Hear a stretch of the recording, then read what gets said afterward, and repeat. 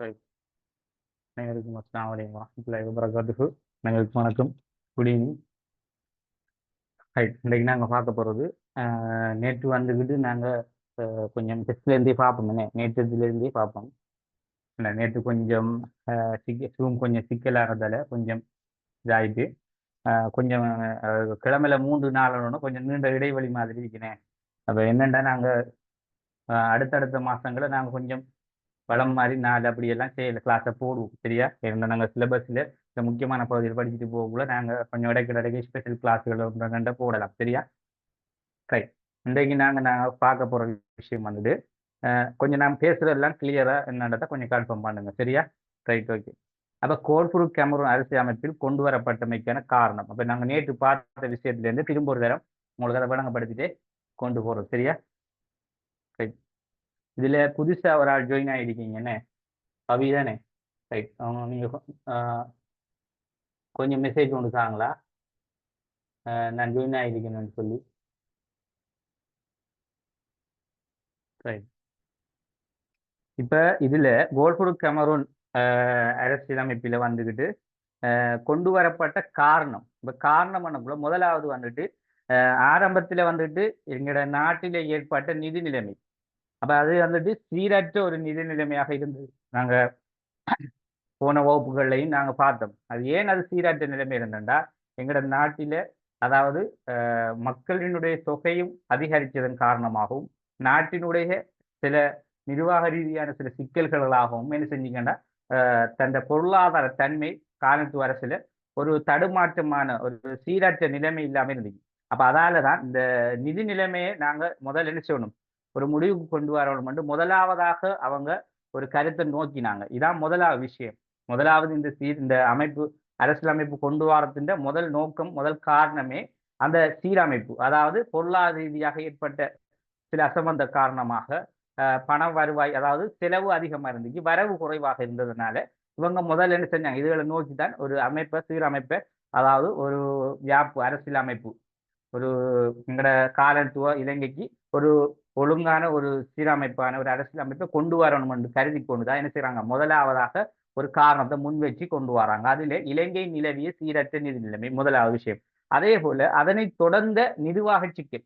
அப்ப இலங்கையிலும் வந்துகிட்டு அந்த நேரங்கள்ல இந்த நிலவிய சீரற்ற நிதி நிலைமை மட்டுமல்லாமல் அதோட சேர்த்து நிர்வாக நிலைமை. அப்ப நிர்வாகம் எப்படி இருந்துச்சுண்டா, ஆரம்ப காலங்கள காலத்து அரசு கைப்பற்றியத்திலே ஒரு அளவு மக்களுக்கூட கொஞ்சம் நலனா இருந்தவங்க திடீரென அவங்ககிட்ட கொஞ்சம் பண வசதி அப்படி இப்படி கொஞ்சம் ஏகாதிபத்திய ஒரு முறை ஒன்று வந்ததாலே ஒரு தற்பெருமை ஒன்று வாரதானே. இப்போ ஒரு ஆரம்பத்தில் வந்து மக்களை சார்ந்து போற ஒரு அரசு என்ன செய்ய மாட்டா, கொஞ்சம் கொஞ்சமாக காசுகளை பணத்தை கண்டு கொஞ்சம் வித்தியாசமா மக்களை நடத்த பார்க்கும்.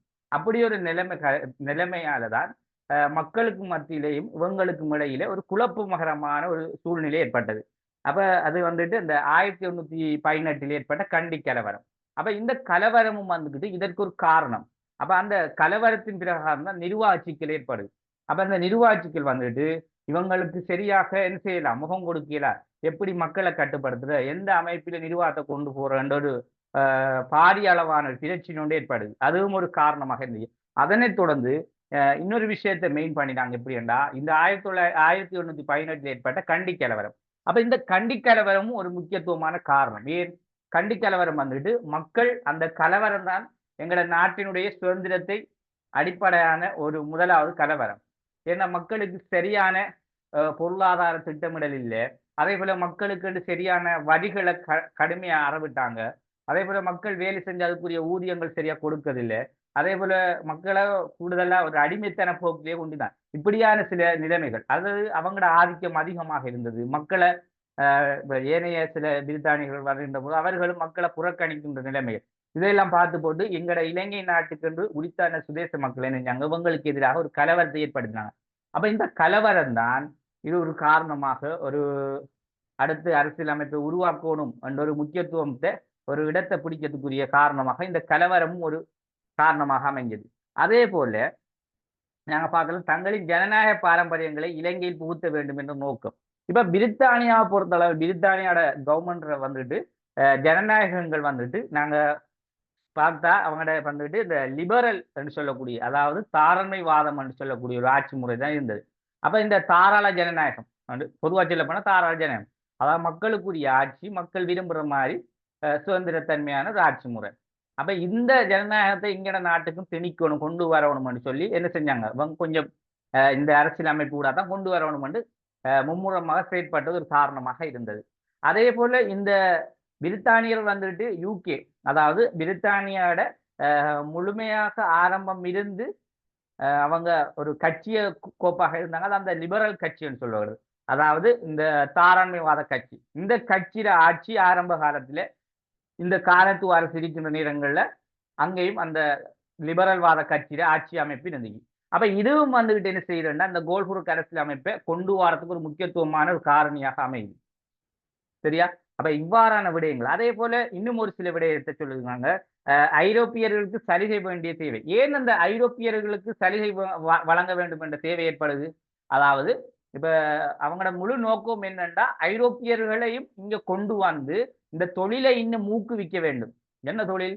எங்களோட நாட்டில இருக்கின்ற ஆரம்ப காலத்திலிருந்து பெருந்தோட்டப்பயிர். அதுல அதிகமான வருமானத்தை ஈட்டக்கூடியது. அப்ப இதெல்லாம் கருதி கொண்டுதான் என்ன செய்யறாங்கன்னா இவங்களோட கடைசி முயற்சி என்னன்னா ஐரோப்பியர்கள், அதாவது எங்கட காலத்தூர் நாட்டு கவிழ்ந்த ஐரோப்பிய நாடுகள், அதுல இருக்கின்றவர்கள் வந்து எங்கட நாட்டில் என்ன செய்யலாம்? முதலீடு செஞ்சு பொருளாதாரத்தை இன்னும் என்ன செய்யலாம்? இரட்டிப்பாக்க மாற்றுறதுக்கான வழிகளை செய்யலாம் என்று ஒரு ஒரு ஒப்பந்தத்துக்காகத்தான் இவங்க என்ன செய்யறாங்கன்னா இவ்வாறான விடயங்களுக்கு கொண்டு வரணும். இப்ப ஒரு நாட்டிட ஐரோப்பியர்களுக்கு சலுகை கொண்டு கொடுக்கணும், இல்ல இன்னொரு நாட்டுக்கு சலுகை கொடுக்கணும்னா முதல்ல என்னத்தை கொண்டு வரணும்?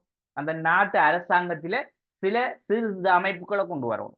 அப்ப அதனாலதான் அவங்க என்ன செஞ்சாங்க? சில திருத்தமான சில விடயங்கள்ல வந்துட்டு முதலாவது இந்த தாராண்மைவாதம், லிபரல் கட்சி, அதுல கொள்கை என்ன? தனி மனித சுதந்திரம்.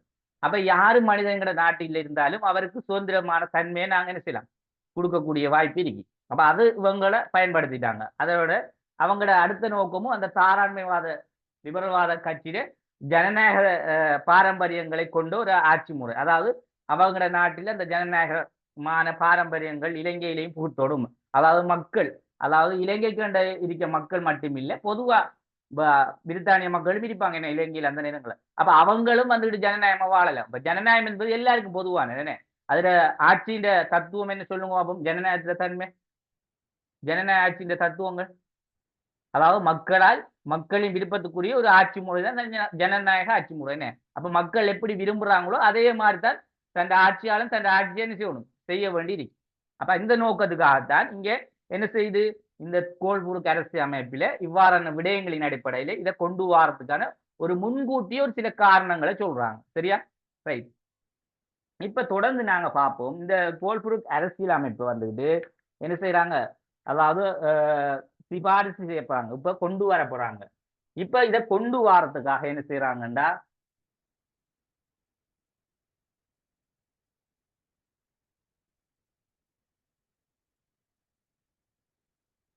இதுல இந்த புதுசா வந்திருக்க உங்களோட பவிதானே, நீங்க ஒரு மெசேஜ் ஒன்று இந்த இதுக்கு போட்டு வைங்களா? சரியா? அப்பதான் விளங்கு நீங்க புதுசா வந்தாண்டு. சரியா? ரைட். அப்ப இதுல நாங்க கோல்புருக் கெமரூன் ஆணைக்குழுட சிபாரிசுகள்ல முன்வைத்த சில சீர்திருத்தங்கள். அப்ப கோல்புருக் ஆணைக்குழு சிபாரிசு கொண்டு வரப்போகுது. என்ன முக்கியமான சீர்திருத்தங்கள்ல இந்த சீர்திருத்தத்தை கொண்டு வந்து இல்ல முக்கியத்துவமான என்ன விடயத்தை கொண்டு வர எதை நீக்குற என்ற சில முடிவுகள் எடுத்துட்டு வராங்க. அதுல முதலாவது சொல்றாங்க இந்த கட்டாய இராஜகாரிய சேவை முறையை இல்லாதொழிக்குது. என்னது? கட்டாய இராஜகாரிய முறை. அப்ப இந்த கட்டாய இராஜகாரிய முறை வந்துட்டு அரசுக்கு என்ன செய்யணும்? அந்த அரசுக்கு இருக்க மக்கள் கட்டுப்பட்டு நடக்கணும். அப்ப ஒரு நிலத்தை கொடுத்தா நிலத்தை நீங்க என்ன தொழிலை செஞ்சீங்கன்னா தொழில வாரத்துல அரசுக்கு ஒரு முழுமையான பங்கு கொடுத்து மீதி அவர் சாரத்தை நாங்க வாங்கிட்டு வருவோம். அதாவது பிச்சை மாதிரி. அப்ப இப்படியான ஒரு நிலைமை உண்டு. என்ன செய்து இதைத்தள்ள கட்டாய ராஜகாரிய சேவையை இல்லாதொழிக்க. இப்ப இவங்க என்ன செய்யறாங்கடா இந்த கட்டாய ராஜகாரிய முறையை இல்லாதொழிச்சா எங்களுக்குரிய சில தேவைகள் இதுல நிறைவு செய்யப்படும் என்று அவங்க யோசிச்சாங்க. அப்ப அதற்காக என்ன செய்யறாங்க? கட்டாய ராஜகாரிய முறையை என்ன செய்யறாங்க? ஒழிச்சாங்க. அப்ப இவங்களுக்கு என்ன தேவை? இவங்களுக்கு தேவை மக்கள் வந்துகிட்டு இந்த பெருந்தோட்ட பயிர்ன்னு சொல்லக்கூடிய இந்த பயிருக்கு வந்துகிட்டு உதவியாக வேலைக்காக ஆக்க தேவை. அப்ப இந்த நோக்கத்தை அடிப்படையாக கொண்டுதான் என்ன செய்யறாங்க? அப்ப அவங்க இராஜகாரிய முறையை ஒழிக்க வந்துக்கிட்டு மக்கள் நலனுக்காக இல்லை. அப்ப ஒண்ட இழந்து இன்னொண்ட பிடிக்கணும்ன்றதான் அவங்க யோசிக்காங்க. பாத்தீங்க தானே அவங்களோட சரி ஓகே ரைட். அப்ப அவங்களோட சிந்தனை வந்துட்டு இந்த அளவுல தான் இருக்கு. அப்ப ஒரு விஷயத்த இழந்ததான் நாங்க என்ன செய்யலாம், ஒரு விஷயத்த பிடிக்கலாம் போட்டு மக்களுக்கு ஒரு நலனான சேவை மாதிரி கட்டாய ராஜகாரிய முறையை ஒழிச்சாங்க. ஒழிச்சிட்டு என்ன செஞ்சாங்கண்டா அதையும் சொல்றாங்க, மக்கள் அரசனது கட்டளை கட்டுப்படி எவ்வித கூலியும் பெறாத நிபந்தனைக்கு வேலை செய்வதாகும் என்பது பொதுவா இராஜகாரிய முறை. அப்ப இம்முறை ஆங்கிலேயர் பெருந்தோட்ட செய்திக்கு தேவையான ஊழியர்கள் பெறுவதிலும் பாரிய சிக்கல் ஏற்படும். அப்ப இந்த இராஜகாரிய முறையை ஒழிக்காட்டி பெருந்தோட்ட பயிருக்கு மக்கள் எடுக்கிறது கஷ்டமா இருக்கு. அப்ப அதை கருத்தி கொண்டு என்ன செய்யறாங்க, இந்த முறையை ஒழிச்சாங்க. இது ஒரு அவங்களோட சிபாரிசு கொண்டு வரதுன முக்கியமான நோக்கம் என்ன, இராஜகாரிய முறையை நாங்கள் ஒழிக்க போறோம் என்றது. அடுத்த பாருங்க பிள்ளை, திறந்த சந்தை முறையை அறிமுகம் செய்தது. அப்ப இதுல இந்த திறந்த சந்தை முறை என்றா இதுல பொதுவா வந்துட்டு வெளிநாட்டவர்களும் என்ன செய்யலாம், எங்களோட நாட்டுல வந்துட்டு தந்த உற்பத்திகளை முதலீடுகளை செஞ்சு அதிகமான வருமானங்களை எங்களோட நாட்டிலேயே காலத்து அரசு கொடுத்துட்டு மிச்சதான் அவங்களும் அவங்களோட தேவைக்கு ஏற்ற மாதிரி எடுத்துட்டு போகலாம் ரெண்டு ஒரு சிந்தனை. அப்ப அதால எப்படி யோசிக்கிறாங்கண்டா, திறந்த சந்தை பொருளாதாரம் என்னென்று விளங்கிட்டா, அதாவது வெளிநாடுகள் வந்துட்டு எங்களோட நாடுகள்ல என்ன செய்யற தந்த உற்பத்தி செயற்பாடுகளை செய்கிறது.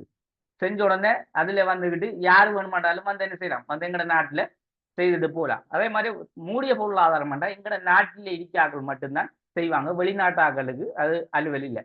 அப்ப அப்படி ரெண்டு விஷயத்த விளங்கணும். இது வந்து எக்கனாமிக்ஸ் ஆக்கள் தான் இது ஓகே. இப்ப நாங்க இதுல நோட்ஸுக்காக நாங்க திறந்த சந்தை முறையிட இந்த இடத்தை தெரிஞ்சிருக்கணும். அப்ப வெளிநாட்டவர்களுக்காகத்தான் இது. அப்ப இவங்க என்ன செஞ்சாங்கன்னா, இந்த அடிப்படையில ஆங்கிலேயர் போட்டி அடிப்படையில் நிலச்சந்தையில் கோப்பி, தேயிலை, ரப்பர் மற்றும் தெங்கு போன்ற வர்த்தக பொருட்களை அறிமுகம் செய்வதற்கு திறந்த சந்தை முறை அவசியமாக இருந்தது.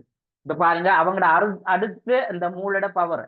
இப்ப நம்மளை போல நாம சோம்பரி மாறி படுத்தொழிமிட்டு அவடத்தை போய் படிச்சுட்டு அது செய்யற மாதிரி தான் நம்மள வாழ்க்கைன்னு. ஆனா வெள்ளைக்காரன் ஆங்கிலேயர் இப்பவும் வரைக்கும் பாருங்க எவ்வளவு கண்டுபிடிப்புகளை கண்டுபிடிக்கான். ஏன் அவன் அந்த அளவுக்கு சிந்திக்கான். ஏன்னா எங்கட நாட்டில ஏதாவது கண்டுபிடிச்சு விஞ்ஞானி யாராவது இருக்க இல்லை. அதான் வழக்கம். அப்ப அந்த அளவுக்கு இப்ப எங்க நாட்டுல இந்த பாதைகள் இருந்து ரயில்வே பாதைகள் இருந்து ஏனைய நிறைய விஷயங்கள் ஆரம்ப காலத்துல இந்த ஆங்கிலேயரால் தான் எங்க நாட்டுல கிடைக்கப்பது. இப்ப கூட நாங்க அவசரமா ஒரு கொழும்புக்கு ரெயின்ல போகணுமெண்டா அவங்க போட்ட பாலங்களால நாங்க போறோம். யோசிச்சு பாருங்க. அப்ப இப்படியான சில திட்டங்கள் நல்லதையும் செஞ்சிருக்காங்க. அப்ப இந்த சிறந்த சந்தை முறையை அறிமுகம் செஞ்சு என்ன செஞ்சாங்கண்டா, இவங்கட மெயின் நோக்கம் என்னண்டா வர்த்தக பயிராக ஆரம்பத்துல கோப்பி, தேயிலை, ரப்பர், தெங்கு இந்த நாளும் ஆரம்ப காலத்தினுடைய பெருந்தோட்ட பயிரா இருந்துச்சு. நல்ல வருமானத்தை எடுத்தாரு. இப்ப இந்த வர்த்தக பயிரை நாங்க என்ன செய்யணும், வேர்ல்டுல ஃபேமஸ் ஆகணும். அப்ப உலக சந்தையில நாங்க இது ஃபேமஸ் ஆக்கணும்டா எங்கட நாட்டில உள்ளாக்கள் மட்டும் செஞ்சு ஒரு குறிப்பிட்ட நாடுக்கு மட்டும் கொடுத்து வேலை இல்லை. அப்ப எல்லா நாட்டாக்களும் எங்கட நாட்டுக்கு கொண்டு வரணுமே. அப்ப இதுக்கு என்ன முறை என்று பார்த்தாங்க, சிறந்த சந்தை முறை கொண்டு வரணும். அப்ப எல்லாரும் வந்து எங்க நாட்டில என்ன செய்யலாம், நீங்க விரும்பின ஒரு நிலப்பகுதி எடுத்துட்டு அதுல உங்களோட பெருந்தோட்ட பயிரை செஞ்சு அதுல வார வருமானத்தை எங்களுக்கு தந்துட்டு நீங்களும் எடுத்துட்டு போலாம் என்ற சிந்தனையை கொண்டுதான் இந்த திறந்த சந்தை முறையை அறிமுகம் செஞ்சாங்க. இப்ப விளங்கிட்டால் திறந்த சந்தை முறை என்னன்றது விளங்கண்டி அவடத்தை கேளுங்க சரியா. இனி இந்த பகுதியெல்லாம் வந்துட்டு இனி பார்த்துட்டு போனா இனி அடுத்தது வந்துகிட்டு இனி எக்ஸாம் தான். இப்ப இதுல நாங்க பார்க்கின்ற பகுதி இனி பேப்பர் கிளாஸ்ல வந்துட்டு நாங்க சும்மா ரிவிஷன் மாதிரி மேலோட்டமா இதுல விளங்காத ஒரு சில பகுதியை தான் பார்த்துட்டு போவோம். எல்லாத்தையும் டீப்பா பார்க்கல நாங்கள எக்ஸாம் தான் நாடு. அப்ப அதனால இவ்விடத்து ஏதாவது டவுட் கேளுங்க கேளுங்க. மூடிய பொருளாதாரம் மூடிய பொருளாதாரம் தங்கநிலை பொருளாதாரம் என்றால் சொல்லுங்க. இல்ல அந்த நோட்ஸ்ல இருக்குது. அதை நான் இப்ப அடுத்தது உங்களுக்கு விளங்கப்படுத்துறேன். இப்ப நாங்க பாக்குறது இந்த திறந்த விஷயத்தை தான் சொல்றோம். இப்ப திறந்த சந்தை என்னன்னு விளங்கிட்டா, சந்தை பொருளாதாரம் என்றா அது விளங்கிட்டு ரைட். இப்ப அடுத்தது என்ன கேட்கணும் உங்களுக்கு, ரைட் அதை நான் விளங்கப்படுத்திட்டு அது நீங்க சொல்லுங்க சரியா.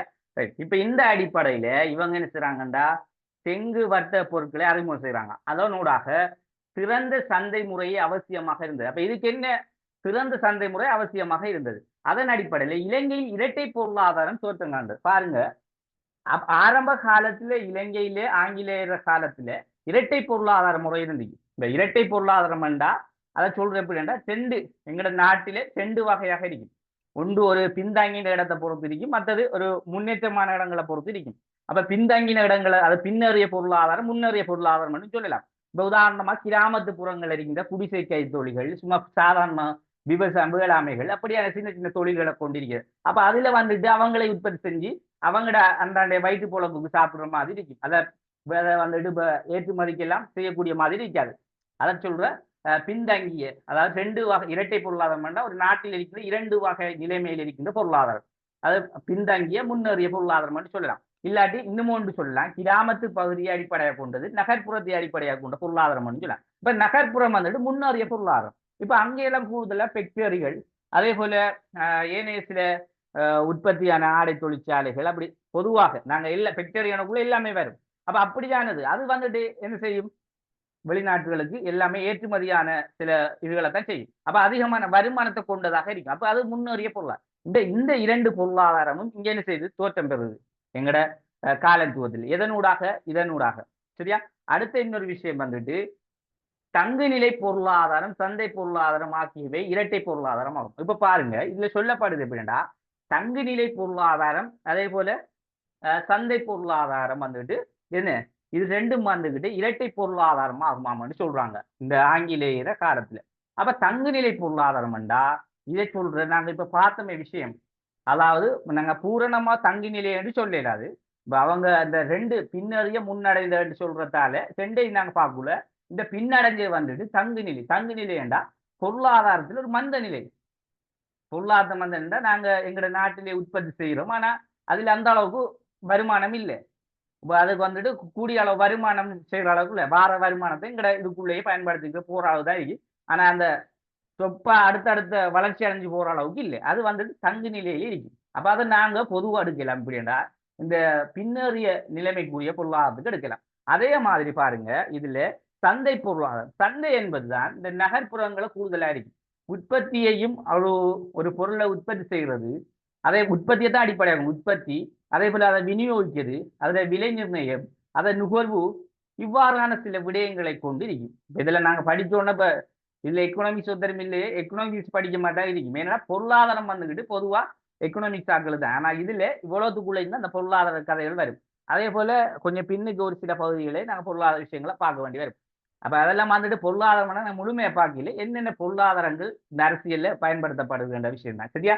ரைட். அப்ப இதைத்தான் என்ன செய்யறாங்கண்டா இரட்டை பொருளாதாரம் என்று சொல்றாங்க. இப்ப கேளுங்க நீங்க.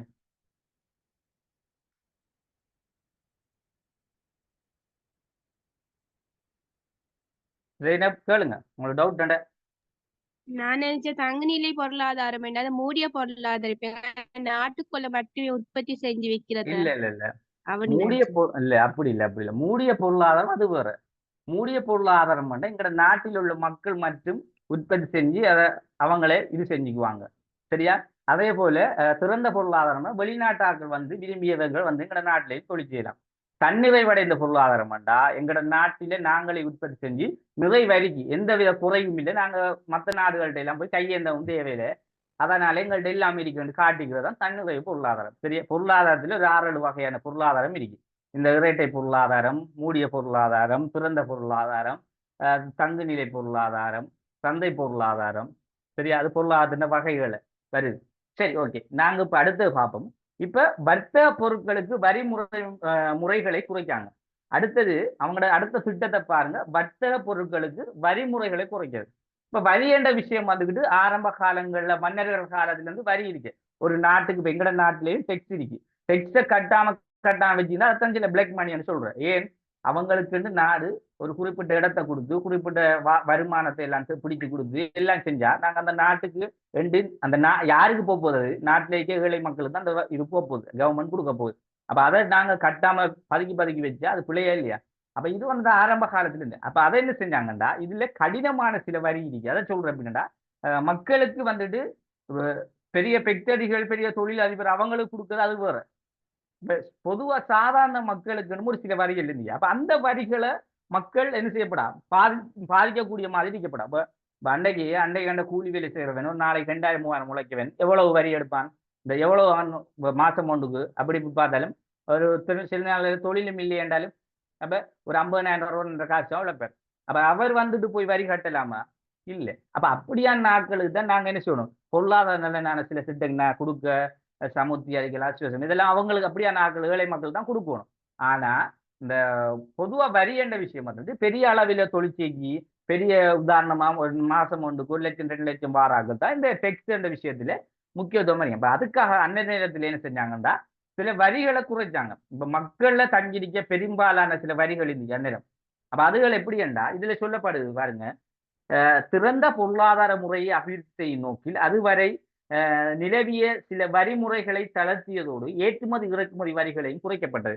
இப்ப பாருங்க இந்த வரிய அவங்கட அவங்கட சிந்தனை எப்படி என்றா வரிய குறைச்சா வெளிநாட்டுக்காரன் எங்கட நாட்டுல நாங்க இப்ப நல்லா விளைவிக்கணும். இதுல நல்ல இடத்தை நீங்க கூர்மையா கொஞ்சம் கேளுங்க சரியா.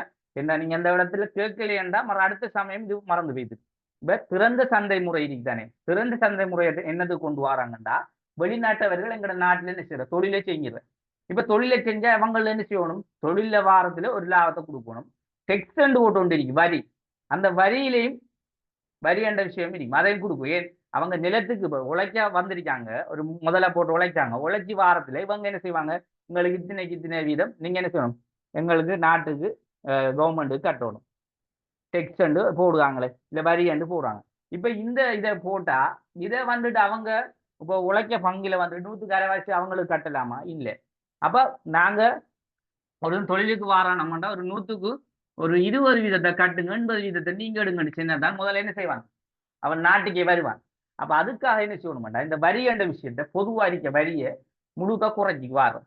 இப்ப அது பொதுவாண்டா இப்ப நாட்டில் இருக்க மொத்த வரி ஒவ்வொன்றுக்கு ஒன்று வரி இருக்கானே அதுல இந்த வெளிநாட்டவர்கள் வந்து உழைச்சிட்டு போற அதுக்கு என்ன வரி எல்லாம் எல்லாம் வரிக்குள்ளாடாங்க. அப்ப அந்த வரிகளை குறைஞ்சதா அவங்களும் என்ன செய்வாங்க, நிறைய பேர் வந்து தொழிலை செஞ்சுட்டு போவாங்க. இப்ப நாங்க நீங்க உழைக்கிறதுல அரைவாசங்கள் தந்துட்டு போகணும், இல்லாட்டி 70 வீதங்களுக்கு தரும், 30 வீதம் நீங்க எடுக்கணும், இவன் பெற மாட்டேன். அப்படியான நிலைமையை கருத்து கொள்றான். முதல்ல அதை ஆங்கிலேயர் என்ன செய்யறான், கருத்து கொண்டுதான் என்ன செய்யறான்டா சிறந்த முறை பொருளாதாரத்தை அபிவிருத்தி செய்யணும்டா இந்த வரி நிலவிய சில வரிமுறைகளை தளர்த்த வேண்டும் என்ற ஒரு உறுதியை கொள்றான். அதனால ஏற்றுமதி இறக்குமதி வரிகளையும் குறைக்கப்பட்டு அதுக்கு என்ன செய்யறாங்கண்டா நேர் வரிக்கு பதிலாக நேரில் வரி முறைமையை அறிமுகம் செய்யறாங்க. அதை இது வந்துகிட்டு நாங்க முதலாவது சொல்ற விஷயம் வந்துகிட்டு ஏற்றுமதி இறக்குமதி வரியை குறைக்குது.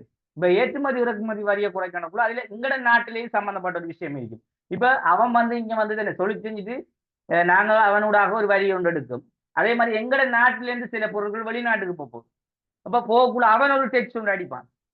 அப்ப அவன் வந்துகிட்டு டெக்ஸ் ஒன்று எங்களுக்கு அடிக்கிறான்டா நாங்க அவன் திரும்ப எங்கட நாட்டுக்கு வந்து ஏதாவது என்ன செய்யறான் வந்து எடுத்துட்டு போறது, இல்லாட்டி நாங்க அவனுக்கு மாறி மாறி இப்படி நடக்குதானே. அப்ப அதால அவனுக்கும் பாதிப்பு இல்லாம எங்களுக்கும் பாதிப்பு இல்லாம இப்ப நாங்க 100க்கு ஒரு 20 வீதம் தாங்கன்னு நாங்க சொன்னாதான் அவனும் என்ன செய்வான், அவன் நாட்டுக்கு சாமம் போகக்குள்ள அவன் நாட்டுல இருந்து எங்களுக்கு சாமம் போகக்குள்ள நாங்க 100க்கு 20 வீதம் கொடுத்தா அதே மாதிரி அவனும் என்ன செய்வான் வாங்கக்குள்ள 100க்கு 20 வீதம் மட்டும் வாங்குவான். அப்படி மாறி மாறி பண்டை மாற்றம் தான் அது மாறி மாறி செய்யறது. அப்ப எல்லாமே என்ன செய்யணும், வரியை குறைச்சா மட்டும்தான் இந்த அந்த தொடர்புகள் என்ன, அதாவது இந்த வெளிநாட்டு தொடர்பு என்று சொல்ற இந்த இந்த திறந்த பொருளாதார முறை தொடர்ந்து நீடிக்கும். அப்ப தொடர்ந்து நீடிச்சாலே செய்யும் அதிகமான பொருளாதாரம் நாட்டுக்கு வந்து ஏறிக்கும்.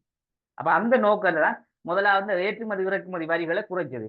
அதே போல நேர் வரிக்கு பதிலாக நேரில் வரி முறைமைக அறிமுகப்படுது. இப்ப நேர் வரி நேரில் வரி இப்ப நேர் வரி நேரில் வரி எனக்குள்ள இப்ப ஒரு வரியை வந்துகிட்டு நாங்க இப்ப இப்ப அதை எப்படி சொல்றேன்டா ஒரு ஆரம்ப காலத்துல எப்படின்னா அவங்க வரியை வந்துகிட்டு இப்ப நேரில் வரி நேர் வரி ரெண்டும் ஒரே விஷயம்தான்.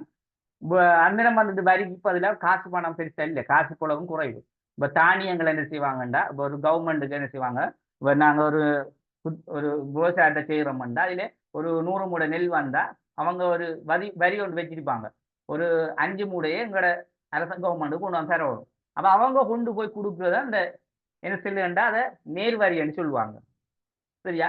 இதை என்ன செய்யறா கவர்மெண்ட் என்ன செய்யுங்கண்டா மக்களை கஷ்டப்படுத்தி அவங்களை வந்து மல்லு கட்டலாம் இல்லாம நேரடியா போய் அவங்கள்கிட்டயே உங்களோட இந்த கமிஷன் இன்றைக்கு இவ்வளவு சின்ன வரி கூட அவங்கள போய் அவங்களோட இந்த ஒரு வாகனத்தை கொண்டு போய் சாமான் எடுத்துட்டு வாரோம். இப்படி ஒரு சிஸ்டத்தை செஞ்சிருந்தாங்க. என்னமா இது மக்களுக்கு கொஞ்சம் இலவுபடுத்துறதான். அப்ப இப்படியான சில சிஸ்டங்கள் நேர் வரிக்கு பதிலாக நேரில் வரி முறைமையை அறிமுகப்படுத்துறது. அதே போல அரசின் வர்த்தக ஏகபோக உரிமை இல்லாத ஒழிக்கிறது. அப்ப அரசுக்கு ஏகபோக வர்த்தக உரிமை இருக்கு. இப்ப ஏகபோகம்டா அவங்க எல்லாத்தையுமே அவங்க தான் வச்சிருக்கணும். அப்ப எல்லாத்தையும் அவங்க வச்சிருந்தா அந்த ஏகபோக உரிமையை கொண்டு எல்லாத்தையும் ஆழ்ந்தா மக்களுடைய நிலைமை என்ன ஆகுது? எதுவும் இல்லை. அப்ப மக்களையும் பாதுகாக்கணும், மக்களுக்கு தேவையான பொருளாதாரம் கொடுக்கப்படணும். அந்த ஏகபோக உரிமை என்றதை அரசு தெரிவிக்கப்படாது, அதை குறைக்கணும். உதாரணமாக பொருளாதாரத்துல வந்துட்டு வார பொருளாதாரம் அவ்வளவும் கவர்மெண்ட் தான் சொந்தம் வேண்டா, அப்ப மக்கள் வந்துட்டு உற்பத்தி செய்யறதுல அர்த்தம் இல்லையா? அப்ப எல்லாத்தையும் கவர்மெண்ட் கொடுத்துட்டா மக்கள் என்னத்தை கொண்டு போறோம்? அப்படி ஒரு நிலைமை இல்லாம ஒழிக்கணும் என்ற ஒரு முறையை அந்த ஏகபோக வர்த்தகம் என்று சொல்வதையும் என்ன செஞ்சாங்க? இல்லாம செஞ்சாங்க. அதே போல மூலதனத்தை உருவாக்குவதற்கு ஒரு வாய்ப்பு வங்கியை ஸ்தாபித்தல்.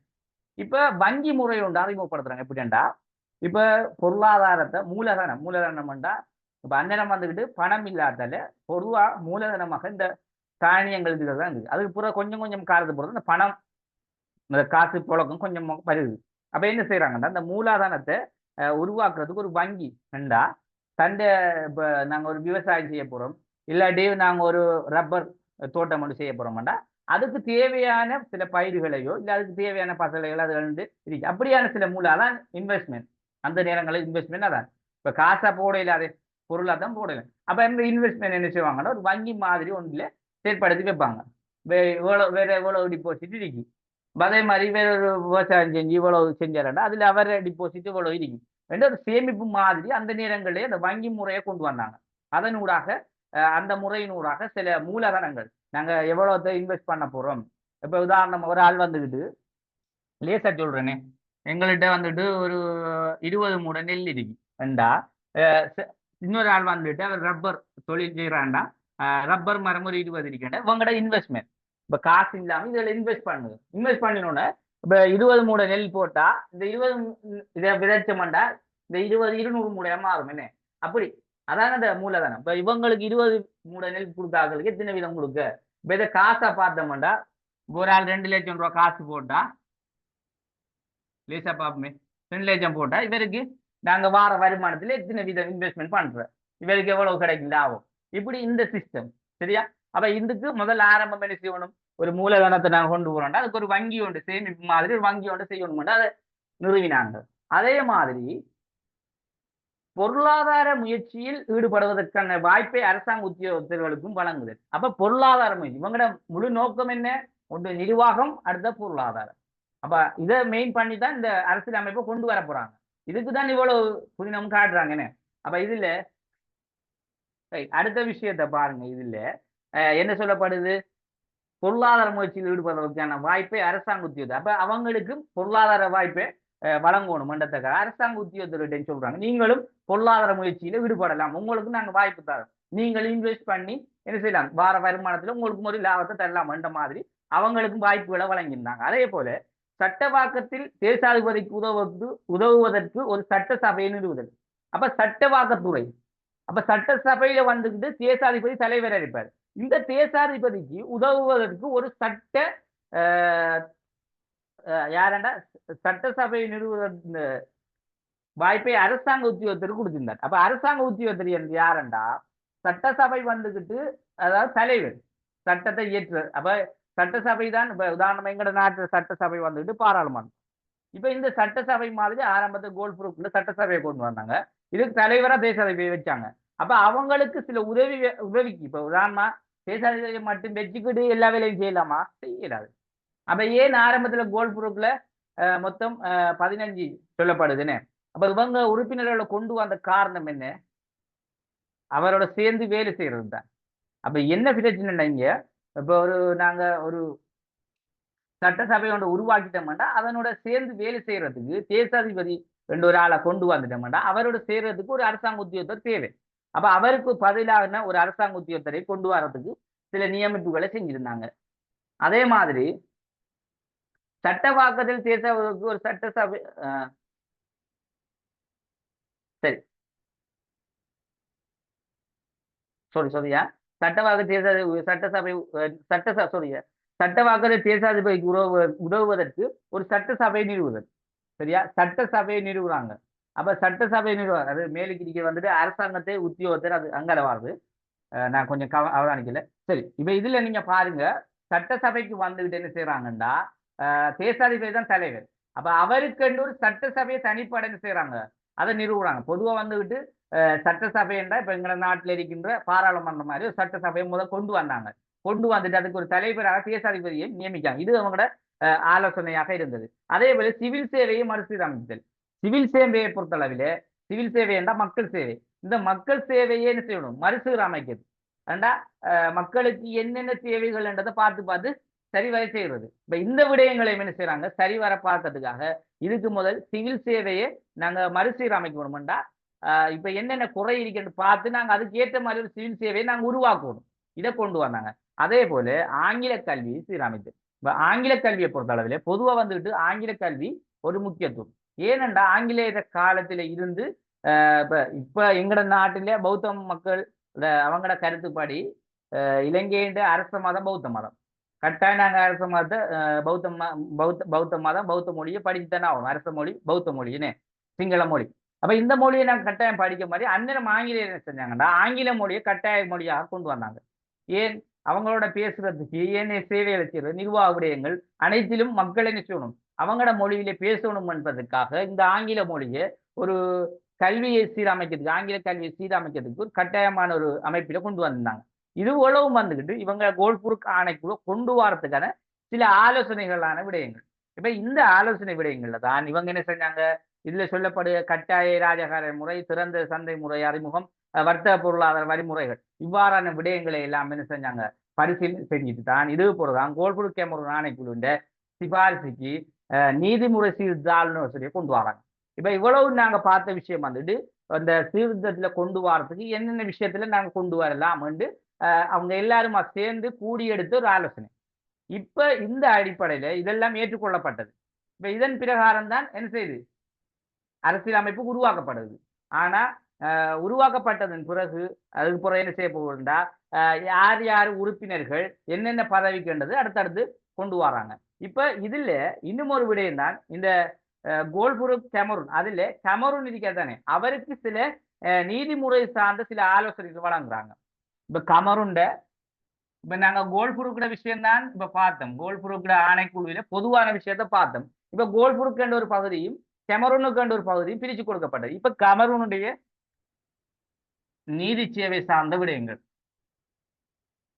இப்ப நீதி சேவைக்கு இவரைத்தான் பொறுப்பை வச்சாங்க. ஏன்? இவங்க ரெண்டு பேரும் சேர்ந்து இந்த முடிவை எடுத்துதான் என்ன செஞ்சாங்க?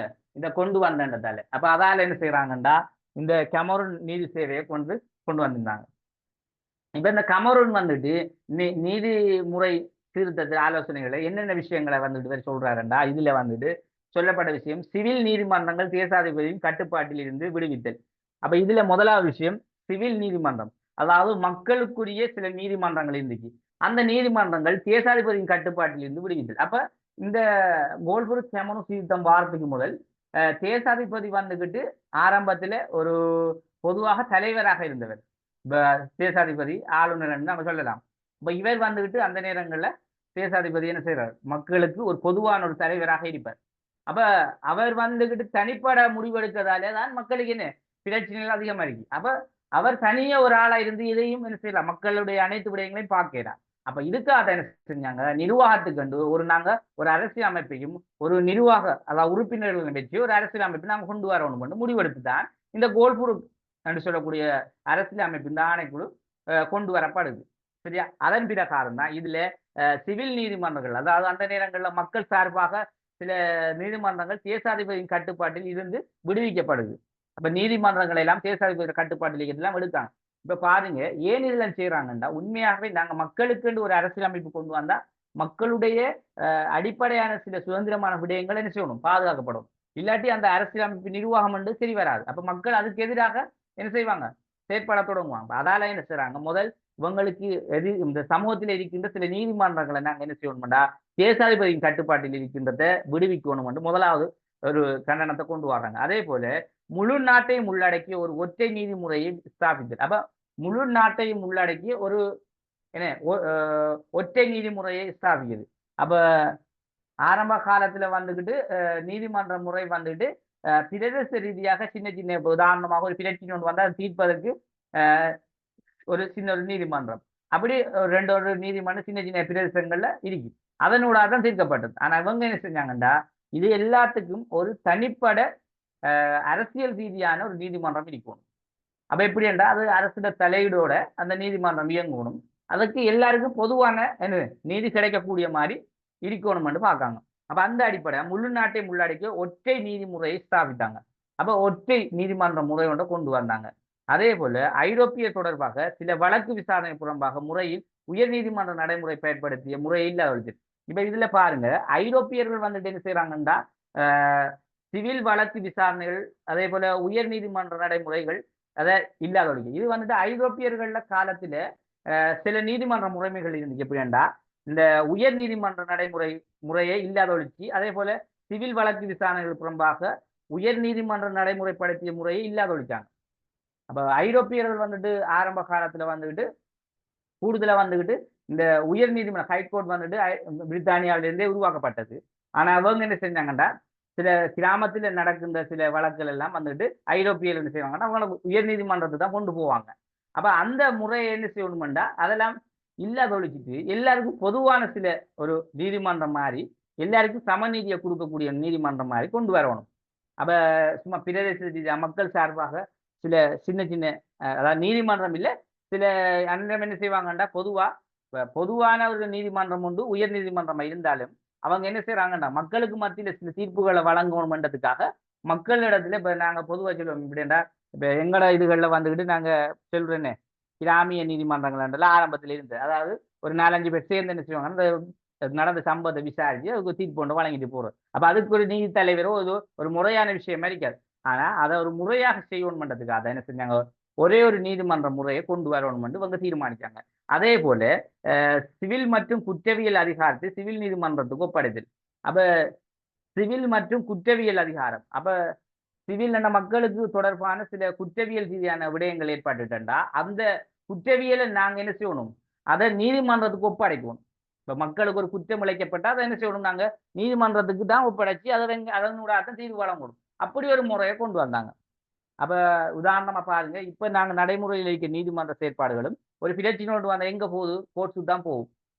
அப்ப நாங்க எடுத்தோட 4 பேர் சேர்ந்து தீர்மானிக்கலாமா, இல்ல தீர்ப்பு வழங்கலாம்? இல்ல.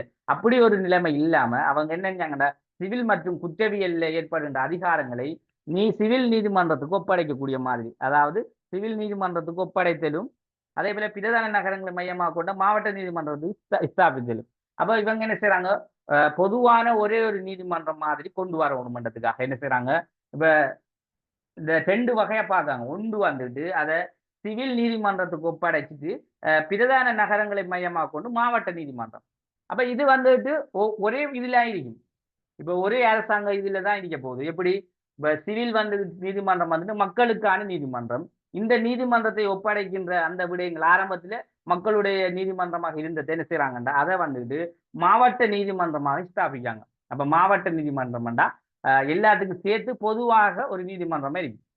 ஆனா இந்த நீதி விசாரணை எல்லாம் ஒரு இடத்தை தான் என்ன செய்ய விசாரிக்கப்படும். அப்ப இப்படியான ஒரு சேவையை இந்த கெமரூன் ஊடாக நீதிமுறை சீர்த்த ஆலோசனை என்று சொல்லப்படுது. இதெல்லாம் அவர் கொண்டு வந்த ஆலோசனைகள். இப்ப இதுக்கு பிறகுதான் இதை எப்படி நாங்க செயற்படுத்தணும், என்ன செய்யணும்ன்றதை அந்த அரசியல் அமைப்பு ஊடாகத்தான் செய்ய போறாங்க. இதெல்லாம் ஒரு ஆலோசனையாக சொல்லப்பட்டது. அதே போல பிரதம நீதியரசரையும் ஏனைய இரு நீதியரசர்களையும் கொண்ட உயர் நீதிமன்றத்துக்கு முழு நீதி அதிகாரத்தை ஒப்படைது. இப்ப என்ன நடக்குதுன்னா மாவட்ட நீதிமன்றம் என்று ஒரு நீதிமன்றத்தினூடாக இப்ப எல்லாத்தையும் ஃபுல்லா கிளியர் பண்ணிட்டு இப்ப மாவட்ட நீதிமன்றத்துல இனி எந்த பிரச்சனையும் என்ன தீர்வை கொடுக்கலான்ற நிலைமை வந்தா அதுக்கு என்ன செய்றாங்கடா ஒரு இதுக்கு பெரிய ஒரு நீதிமன்றம் ஒன்று வைப்போம். அப்ப அந்த நீதிமன்றம் வந்துக்கிட்டு பிரதம நீதியரசர்களும் ஏனைய இரு நீதியரசர்களையும் கொண்ட உயர் நீதியரசர் முழு நீதி அதிகாரங்களையும் ஒப்படைக்கும். அப்ப ஹைகோர்ட்டுக்கு முழு நீதியரசரையும் கொண்டு தான் அதைத்தான் சொல்றாங்க. என்னடா ஒரு நீதி சபை மாதிரி ஒன்றை வச்சுட்டு என்ன செஞ்சாங்கடா அதுக்கு கீழே ஹெட் வந்துட்டு ஒன்று தான் இருக்கும். அதுக்கு கீழே அவங்களோட கிராமத்துல சின்ன சின்ன பகுதிகளில் மாதிரி இருக்கிறதுக்காக சின்ன சின்ன பகுதிகளும் நீதிமன்றங்கள்ல வைக்க மாதிரி.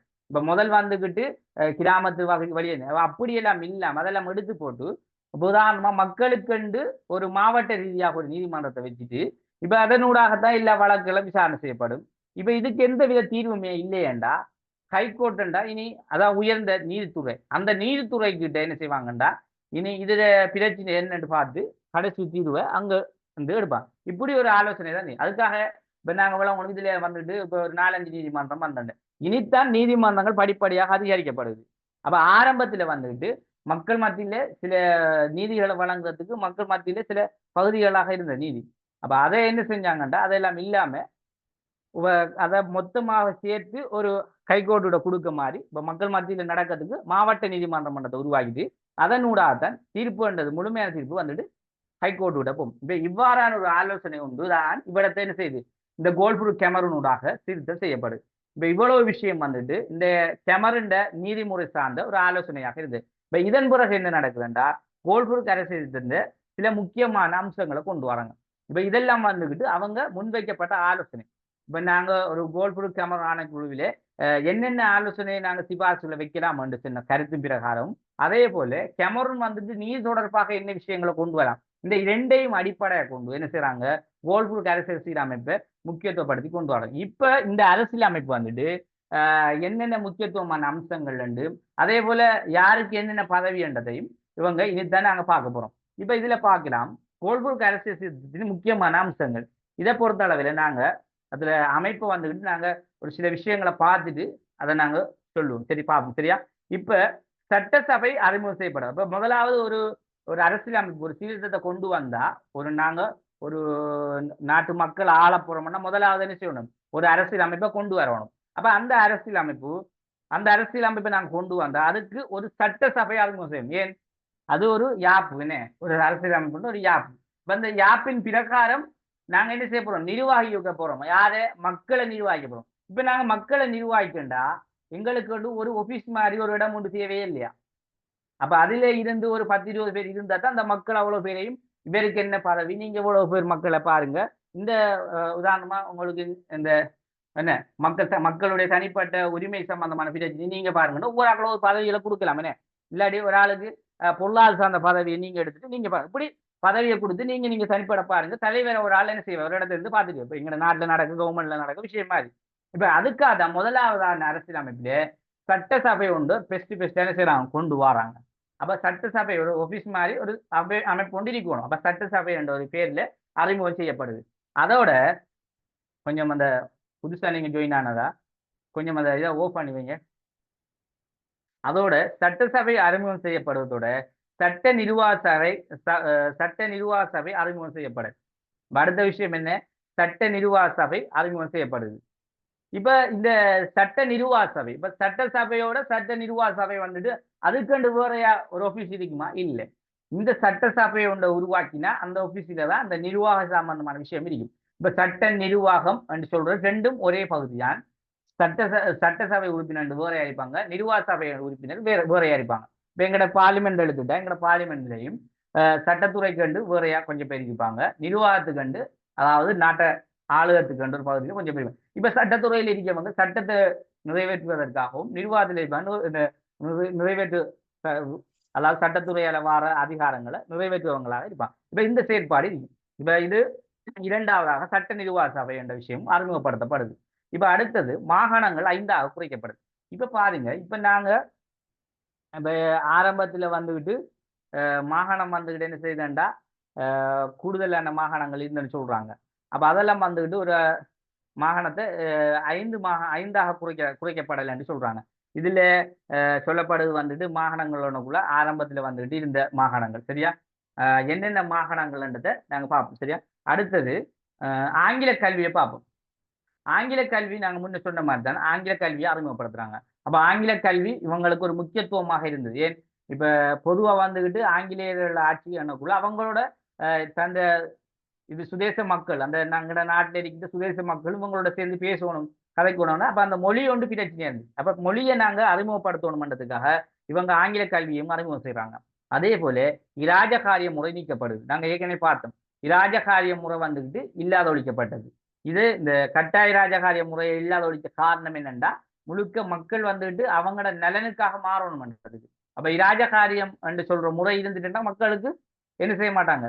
அப்ப ஒரு அடிமைத்தனமாகவோ இப்ப மன்னருக்கு தான் வேலை செய்யணும்ன்ற நிலைமையெல்லாம் இருக்காது. கட்டாயமா வேலை செய்யணும்ன்ற நிலைமையெல்லாம் இருக்காது. அப்ப இப்படியான ஒரு நிலைமையை ஒழிச்சா மக்கள் தந்த தேவைகளை இவங்களோட பயன்படுத்தி அதாவது உதாரணமா அவங்க ஆங்கிலேயர் எப்படி யோசிச்சாங்கன்னா எங்கட பெருந்தோட்ட பயிருக்கு மக்கள்களை வேலைகளுக்கு எடுக்கணும்னா இப்படியான நிலைமையை தவிர்த்ததான் செய்யலாம். அப்ப அதுக்காக இந்த இராஜகாரிய முறையை செய்யணும் நீக்கணும்ன்றதை கொண்டு வந்தாங்க. அதே போல கட்டற்ற வர்த்தகம் அறிமுகப்படல். அப்ப கற்றற்ற வர்த்தகம். அப்ப வர்த்தகம் வந்துகிட்டு வந்துட்டு இப்ப நீங்க தான் செய்யல நான் தான் செய்யலாம்னு ஒரு மட்டுப்படுத்தல. அதான் அந்த சிறந்த பொருளாதாரம் சொன்னோம் என்ன. அதாவது விரும்பி எல்லாருமே என்ன செய்யலாம். எல்லாருக்கும் பொருளாதாரத்துல நீங்களும் தொழில் செய்யலாம், நானும் தொழில் செய்யலாம், யாரு வேணுமானாலும் தொழில் செய்யலாம், காசு இருக்கு யாரு வேணுமானாலும் செய்யலாம். அதுலேயும் என்ன பணத்தை போட்டு ஒரு முதலாளி மாதிரி இன்வெஸ்ட் பண்ணி செய்யலாம். அந்த அளவுக்கு அந்த கற்றற்ற வர்த்தகத்தை அறிமுகப்படுத்தியிருந்தாங்க. அதே போல இலங்கை முழுவதையும் ஒரே நிர்வாகத்திற்கு கொண்டு வருது. இப்ப இதை நீங்க நல்லா யோசிக்கணும் பிள்ளை. இவங்களோட முழு நோக்கம் என்னன்னு பார்த்தா இலங்கை நிர்வாகத்தை என்ன செய்யற ஒரு முழு இலங்கையும் ஒரு நிர்வாகத்துக்குள்ள கொண்டு வரதான். அப்ப இலங்கைய முழு இலங்கையும் ஒரு நிர்வாகத்துக்குள்ள கொண்டு வரணும் என்ன செய்யணும். நாங்க ஒரு அரசியல் அமைப்பை கொண்டு வந்து தான் என்ன செய்யணும் அந்த நிர்வாகத்தை எங்கட ஒரு ஒரு இதுக்குள்ள கொண்டு வரோம், ஒரு நாட்டுக்குள்ள கொண்டு வரோம். அப்ப ஒரு நாட்டுக்குள்ள முழு நிர்வாகத்தையும் கொண்டு வந்தா தான் அந்த மக்களை நாங்க கட்டுப்படுத்தலாமா இல்லையா. அப்ப இதுக்கு தான் இந்த அரசியல் அமைப்புன்றதை உருவாக்கினாங்க. அப்ப அதே போல இந்த ஒரே நிர்வாகத்துங்களை கொண்டு வரது மட்டும் இல்லை. அதே அடுத்த விஷயத்தை பாருங்க, தேசாதிபதி அதிகாரம் குறைக்கப்படும். இப்ப தேசாதிபதி என்றவர் நேரத்துடைய இருந்தார். இப்ப இவர் வந்துட்டு இவருடைய கட்டுப்பாடெல்லாம் எப்படி வேண்டா பிரித்தானியா என்ன சொல்லுதோ பெட்ரோவிஸ் என்ன சொல்லுதோ அதை தவிர செஞ்சுக்கிட்டு இருப்பார். அப்ப அவர் விரும்பிய மாதிரி மக்களோட நடந்து கொள்வார், மக்களோட பிரச்சனைப்படுவார். இப்படியான நிலைமைகள் தான் ஆரம்பத்தில் இருந்து. அப்ப இதற்கு வந்துட்டு என்னன்னா தேசாதிபதிக்கு வந்து இவ்வளவு அதிகாரம் சும்மா கண்ட நின்ற மாதிரி எல்லாம் போய் மக்கள் விஷயத்துல தலையிடுகிறது, அதே போல மக்களுடைய பொருளாதார விஷயத்துல ஏகாத்தியம் காட்டுது, இதெல்லாம் மீட்கப்படாண்டதை அவங்க வலியுறுத்துறாங்க. இப்ப இதெல்லாம் உணர்ந்து என்ன செய்றாங்கண்டா தேசாதிபதியின் அதிகாரம் இந்த மட்டத்துல இருக்கணும், இதுல மட்டும்தான் தலையிடுவோம். அதையும் என்ன செஞ்சாங்க குறைச்சாங்க. அதே போல அரசாங்க ஊழியர்கள் எண்ணிக்கை குறைக்கப்படாது. இப்ப பாருங்க அரசாங்க ஊழியர்கள் எண்ணிக்கை, அரசாங்க ஊழியர்கள் வந்துகிட்டு இப்ப உதாரணமாக ஒரு அரசு தொழிலை பொறுத்த அளவில் அவங்களோட எண்ணிக்கை எவ்வளவு இருக்கணும். அப்ப அதையும் நாங்க ஒரு மட்டுப்படுத்தப்பட்ட இதெல்லாம் பார்க்கணும். அப்ப அதால அரச ஊழியர்கள் எண்ணிக்கையை வந்து என்ன செஞ்சாங்க குறைச்சாங்க. இப்ப எல்லாரையும் அரச ஊழியர்களாக எடுத்தா அப்ப ஏனைய பாமரர்கள் என்ன செய்யறது. அப்ப எல்லாருக்கும் ஒரு வாய்ப்பு கொடுக்கணும் மடத்துக்கு தான் என்ன செஞ்சாங்க அரச ஊழியர்கள் எண்ணிக்கையை கொஞ்சம் குறைச்சி என்ன செய்யறாங்க சில செயற்பாடுகள் பார்க்கணும் மன்றத்துக்கு அரசு ஊழியர் எண்ணிக்கையை இந்த கோல்புரம் திருத்தத்தினூடாக குறைக்கப்படுது. அப்ப உண்மையா எல்லாரையும் அரச ஊழியர்களாக எடுத்துட்டா அப்ப கூடுதலா படிச்சவங்க மட்டும்தான் இருப்பானே. அப்ப அதே மாதிரி கிராம சபைகள் அதிகாரம் குறைக்கப்படும். அப்ப ஆரம்பத்துல கூடுதலாக இருந்தது கிராம சபைகள் தான். இந்த கிராம சபைகள்ல இருக்கின்ற அதிகாரங்கள் படிப்படியாக என்ன செஞ்ச இரண்டா கிராம சபைகள் தேவையில்லை. ஒரு நாட்டுக்கு கீழே நிர்வாகத்தை கொண்டு வந்தா கிராம சபை தனிப்பட ஒரு நிர்வாகம் அவசியம் இல்லை. அப்ப அதால கிராம சபையோட அதிகாரத்தை குறைச்சிட்டு அவங்களுக்கு என்ன செய்யற சில்லத்தை கொடுக்கு. அதை எப்படி கொடுக்கண்டா தனி ஒரு நாட்டுக்குள்ள இப்ப நிறைய கிராமங்கள் இருக்கு. இப்ப நீங்க இதை மட்டும் செஞ்சு அதுக்கு வந்துட்டு இப்ப நாங்க இப்ப கிராம சபையில வந்துட்டு பாருங்க ஜிஎஸ் மார்க் என்ன ஜிஎஸ் சொல்றோம். இப்ப இவங்களுக்கு என்ன அதிகாரம் அந்த மக்களுக்கு வந்துட்டு பதிகிற விஷயங்கள் நிவாரணம் பண்ற இதான் வேலை. இப்படியான சிஸ்டத்தை கொண்டு வர்றதுக்கு என்ன அந்நிடம் இந்த கிராம சபைகள்ல அதிகாரத்தை குறைக்கிறது. அப்ப பெரிய அளவான சில செயற்பாடையெல்லாம் இனி இல்ல கிராமப்புறத்துல இல்லாம இருக்கணும். முழுக்க முழுக்க நாடு தழுவிய எல்லாருக்கும் ஒரே அதிகாரம் என்ற சிஸ்டத்தை கொண்டு வராங்க. இப்ப இந்த அடிப்படையில தான் கோல்பூர் அரசு யுத்தத்தின் முக்கிய அம்சங்கள் அமைஞ்சது. இப்ப பார்க்கல நாங்க இந்த சட்டசபையை அறிமுகம் செய்யப்படுகிறது. இப்ப இதுல சட்டசபையில அறிமுகத்துல நாங்க பார்க்கலாம் வந்துட்டு சட்டசபை எனும் பொது சட்டங்களை உருவாக்குவதில் அதிகாரம் பொருந்திய சபையில் குறுகின்றது. இப்ப சட்டவாக்க சபை வந்துட்டு சட்டங்களை உருவாக்கும் அதிகாரத்தை பொருந்திய சபையினை குறிக்கின்றது. அப்ப சட்டசபை தான் என்ன செய்யுது அதிகாரத்தை தன்னை கைவசம் வச்சிருக்கும். அப்ப சட்டத்தை வந்துகிட்டு உருவாக்குறது எல்லாம் யாரு சட்டசபை தான். இப்ப சட்டத்தை வந்துட்டு நிலைநாட்டுறது நிறைவேற்றுறது யாரு நிர்வாக சபை. அதுல நீங்க கொஞ்சம் தெளிவா இருக்கணும். அப்ப அதுக்காக என்ன செய்யறாங்கன்னா சட்டசபை எனும் போது சட்டங்களை உருவாக்கும் அதிகாரங்கள் பொருந்திய சொல்லுங்க திரும்ப கேளுங்க விளங்கல.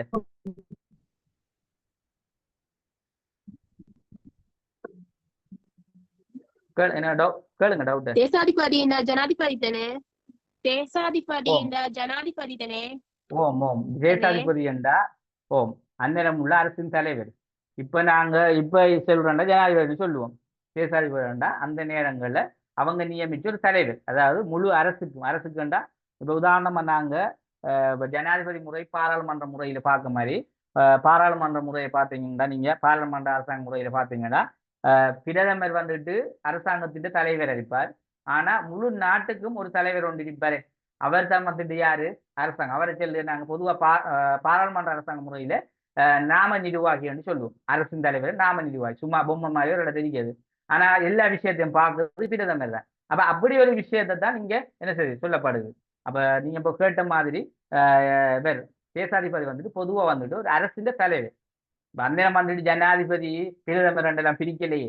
அப்ப அந்த வேர்ட்ஸ் எல்லாம் அந்நேரம் பயன்படுத்தப்படலை. அப்ப அதால அவங்களோட காலத்துல வந்துட்டு பிரித்தானியர் கவர்மெண்ட்ல சொல்லப்பட்ட ஒரு ஆளுநர் தேசாதிபதி எல்லாம் அவங்களோட அந்த மரபு பேர் தான் அது. அப்ப அதால தேசாதிபதி என்றா முழு அரசையும், அதாவது முழு நாட்டையும் தந்த ஆட்சிக்குள்ள வச்சிருப்பவர் தலைவர். சரியா? சரி. அடுத்தது இதற்கு தேசாதிபதி தலைமை தாங்கினார். அப்ப இந்த சட்டசபையின் தலைவர் தேசாதிபதி. இச்சபைக்கு தேவையான பெரும்பாலான மசோதாக்கள் தேசாதிபதியிலே அறிமுகம் செய்யப்பட்டது. இப்ப பாருங்க, இந்த சபைக்கு தேவையான மசோதாக்கள் இப்ப இந்த விஷயங்கள் அனைத்தும் யாருக்கிட்ட போகும்டா கடைசியா இப்ப எடுத்த இவங்க சொன்ன இந்த ஆலோசனைகள், இந்த சிபாரிசுகள், அதே போல சில முக்கியத்துவமான அம்சங்கள், இப்ப எதை நீக்கணும் எதை சேர்க்கணும் எல்லாமே சேர்த்துன்னு செஞ்சுட்டாங்க. ஒரு மசோதா மாதிரி ஒரு உறுப்புரிமை மாதிரி கொண்டு வந்துட்டாங்க. யாப்பு மாதிரி நீ தொகுத்தாச்சு.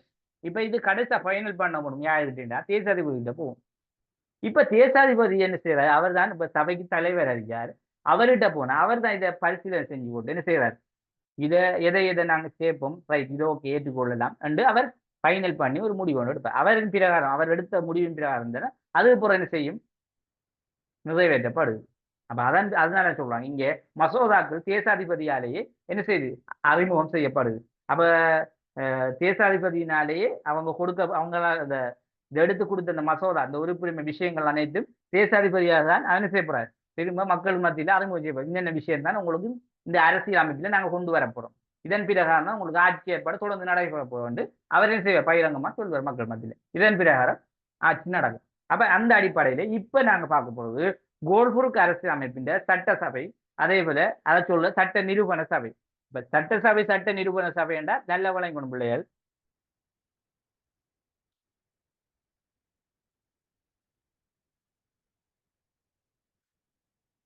சட்டசபை சட்ட நிரூபண சபை. இப்ப நீங்க குழம்பைக்கப்படா சட்டசபை சட்ட நிரூபண சபை என்றால் இந்த சட்டத்தை நிர்வாகிக்க சபை தான் நிறுவன சபை. அதுக்கு இன்னொரு பேர் நிர்வாக சபை. சட்டத்தை நிர்வாகி சட்ட நிர்வாக சபை, நிர்வாக சபை இல்ல தனிய நிர்வாக சபை என்று எடுத்தாலும் சரியா. சரியா? சட்டசபை சட்ட நிறுவன சபை. இப்ப கோல்புர்க் அரசியல் அமைப்பின் சட்டசபையையும் அதே போல சட்ட நிரூபண சபை என்று சொல்லலாம். சரியா? இப்ப இதுல நாங்க மொத்தம் 15 உறுப்பினர்கள் 1833ஆம் ஆண்டுல. இதுல 2ஆ பிரிக்கலாம். இல்ல உத்தியோகப்பற்று உத்தியோகப்பற்றோர். உங்களுக்கு எல்லாம் நோட்ஸ் இருக்குதானே, நீங்க அதை பாருங்க. சரியா? உத்தியோகப்பற்று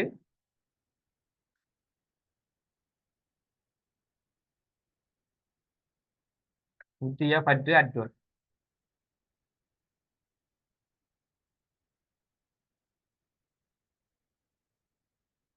சரியா? இப்ப இப்ப இந்த சட்டத்தை அந்நேரம் வந்துக்கிட்டு சட்டத்தை சட்டசபை சட்ட நிரூபண சபையா இருந்துச்சு. அதாவது அல்லது சட்ட நிரூபணம் அந்த சட்டத்தை கொண்டு வாரது, அதே போல சட்டத்தை நிர்வகிக்கிறது எல்லாமே இவங்க சட்டசபை தான் செஞ்சிருந்தாங்க. சரியா? இப்ப அதாவது நல்ல விளங்கணும். இப்ப சட்டசபை சட்ட நிரூபண சபை என்ற 2 முறை விஷயம் தான். அதாவது இதுல சட்டத்தை நிர்வாகிக்க விஷயம் மட்டும்தான் பாரு.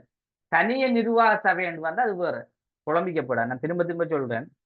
இதுல சொல்லப்பட்ட சட்டசபை சட்ட நிரூபண சபை என்றா சட்டத்தை நிர்வாகிக்கின்ற ஒரு சபை.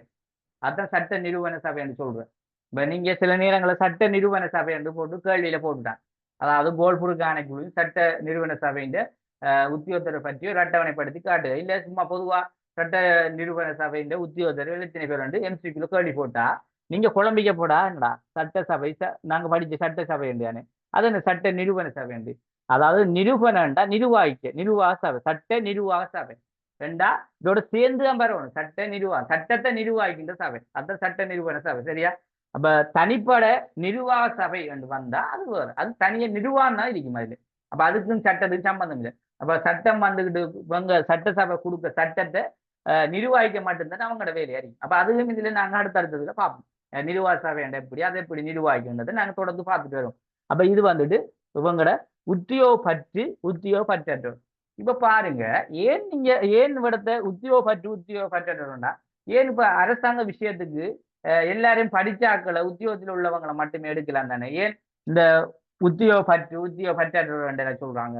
உண்மையா வந்துட்டு நாட்டு மக்களை என்ன வேணும், கவரணும். இப்ப மக்களுக்காக கொண்டு வரப்பட்ட ஒரு அரசியலமைப்பு தான் இது. என்ன, இது வெளிநாட்டவர்களுக்கு மட்டும் கொண்டு வரலே, பொதுவா இந்த நாட்டில் இருக்க சுதேச மக்களுக்காக கொண்டு வரப்பட்டது. அப்ப அதுக்காக என்ன சொல்லணும்டா, மக்கள் சார்பாகவும் ஒரு 6 பேரை கொண்டு வரணும். இப்ப என்னதான் உத்தியோகத்தர் அந்த உத்தியோகத்தர் அவ்வளவு இங்க இருப்பான், பொதுவா பிரித்தானிய அந்த இதுல தான் இருப்பாங்க. என்ன, உத்தியோகப்பற்றோர் இங்க இருப்பாங்க, மக்கள் மத்தியில் இருப்பாங்க கூடுதலா. வந்தனம் மக்கள் மத்தியில படிச்ச ஆட்களும் இருந்தாங்க, ஆனா 1-2 பேர் தான். ஆனா கூடுதலான ஆட்கள் இவங்களோட இதுலதான் இருப்பாங்க, பிரித்தானிய இதுல. அப்ப அதால என்ன, இவங்களையும் ஒரு 9 கொண்டு வந்து இவங்களோட 6 பேரை, இந்த இவங்களுக்கு கட்டாயம் பதவி கொடுக்கணும்னு அவசியம் இல்லை. இதுல சும்மா பார்த்துக்கிட்டு இருந்துகிட்டா சரி, பொம்மை மாதிரியாவது இருந்துகிட்டா சரி, அதுக்காக இந்த கொண்டு வந்தாங்க. இப்ப இதுல வந்துட்டு பாருங்க, இந்த 9 பேர், இந்த உத்தியோகப்பற்றவர்கள் 9 பேர்ல நிர்வாக சபை உத்தியோகப்பட்டுள்ளோர். அப்ப நிர்வாகத்துக்கு இப்ப இதுலதான் இனி நாங்க என்ன செய்ய போறோம், ஒவ்வொன்றா பிரிக்க போறோம். என்னென்ன பதவிக்கு என்னென்ன ஆட்கள். இப்ப இது நாங்க பார்க்கறது சட்டசபை. இப்ப உதாரணமா எங்கட பாராளுமன்றம் நினைங்க, சரியா? இப்ப எங்கட இலங்கையிட்ட பாராளுமன்றம் நினைங்க, பாராளுமன்றம். இப்ப பாராளுமன்றத்துல சரியா, அதுல வந்துகிட்டு சட்டசபை, இப்ப பாராளுமன்ற கட்டமைப்பு இது. இதுல அந்த சட்டசபை என்று சொல்றது பெரிய பகுதி, பாராளுமன்ற முக்கியத்துவமான பகுதி சட்டசபை தான். அதான் சட்டத்தை. அப்ப அந்த பகுதி இங்க இருக்கு, சரியா? அதுல இருக்காங்க மொத்தம் 15 பேர். இப்ப என்ன செய்யறாங்கன்னா, யுத்திய பட்டியல அந்த நிர்வாக சபைன்னு சொல்லுவாங்க, நிர்வாகத்தை செய்யறதுக்கு மட்டும், நிர்வாக விடயங்களை மட்டும் செய்யறதுக்காக 6 பேரை நியமிக்காங்க. நிர்வாக விடயம் எங்க இருந்து வரும் அந்த நிர்வாகத்தை செய்யற, எப்படி நிர்வாகம் செய்யலாம்? இந்த சட்ட சபையினூடாக வருகின்ற சட்டத்தை இந்த நிர்வாக சபை தான் என்ன செய்யும்? நிர்வாக சபை தான் என்ன செய்யுது? மக்கள் மத்தியில நிர்வாகிக்கணும். அப்ப அதால இந்த சட்டசபையினூடா வருகின்ற சட்டங்களை இந்த நிர்வாக சபையில இருந்து 6 பேர் என்ன செய்யணும்? மக்கள் மத்தியில போய் நிர்வாகத்தை செய்கிறது. அப்ப போய் செய்யணும் அவசியம், அந்நேரம் போய் தான் செய்யணும். இப்ப வந்துட்டு இருந்துகிட்டு செய்யலாம் என்ன, ஆனா அந்நேரம் போய் தான் செய்யணும். அப்ப இந்த நிர்வாக விடயத்தை பார்க்கிறது. அப்ப இவங்களுக்கு 6 பேரை நியமிச்சாங்க. அதாவது நிர்வாக விடயங்களுக்கு 6 பேர், நிர்வாக சபை விடயங்களுக்கு 6 பேர் நியமிச்சாங்க உத்தியோகப்பட்டுள்ள. ஏன், அதுக்கு படிச்சாக்கள் தான் தேவை, நல்ல விளையும் பிள்ளைகள் படிச்சாக்கள் தான் இதுக்கு தேவை, அதுக்காக அப்படி செய்து கொண்டாங்க. அதே மாதிரி 3 பேர் தேசாதிபதியால் நியமிக்கப்பட்டாங்க. இப்ப 3 பேர் இந்த தேசாதிபதி, இப்ப இதுல தலைவர் வந்துட்டு தேசாதிபதி, அதை விளையணுமா? தேசாதிபதி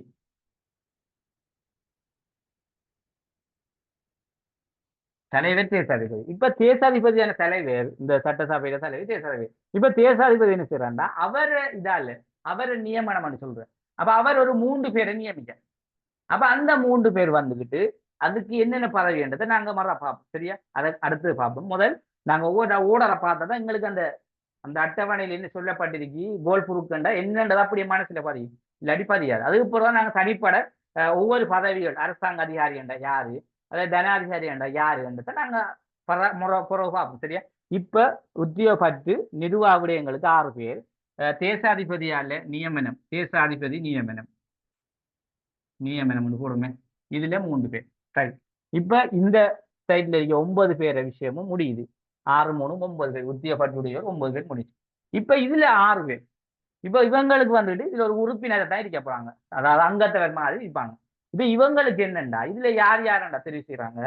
அதுலயும் கூட பாருங்க, ஐரோப்பியர்கள், அதுலயும் அவங்கடாக்கள் 3 பேர், ஐரோப்பியர் 3 பேர். அதே மாதிரி அதுல சிங்களவர்ல ஒரு ஆள், தமிழர்ல ஒரு ஆள், பரங்கியர்ல ஒரு ஆள், சரியா? சிங்கள, தமிழ், பரங்கியர் எல்லாம் ஒவ்வொரு ஆள் வராங்க. அதுவும் வந்துட்டு யாரால?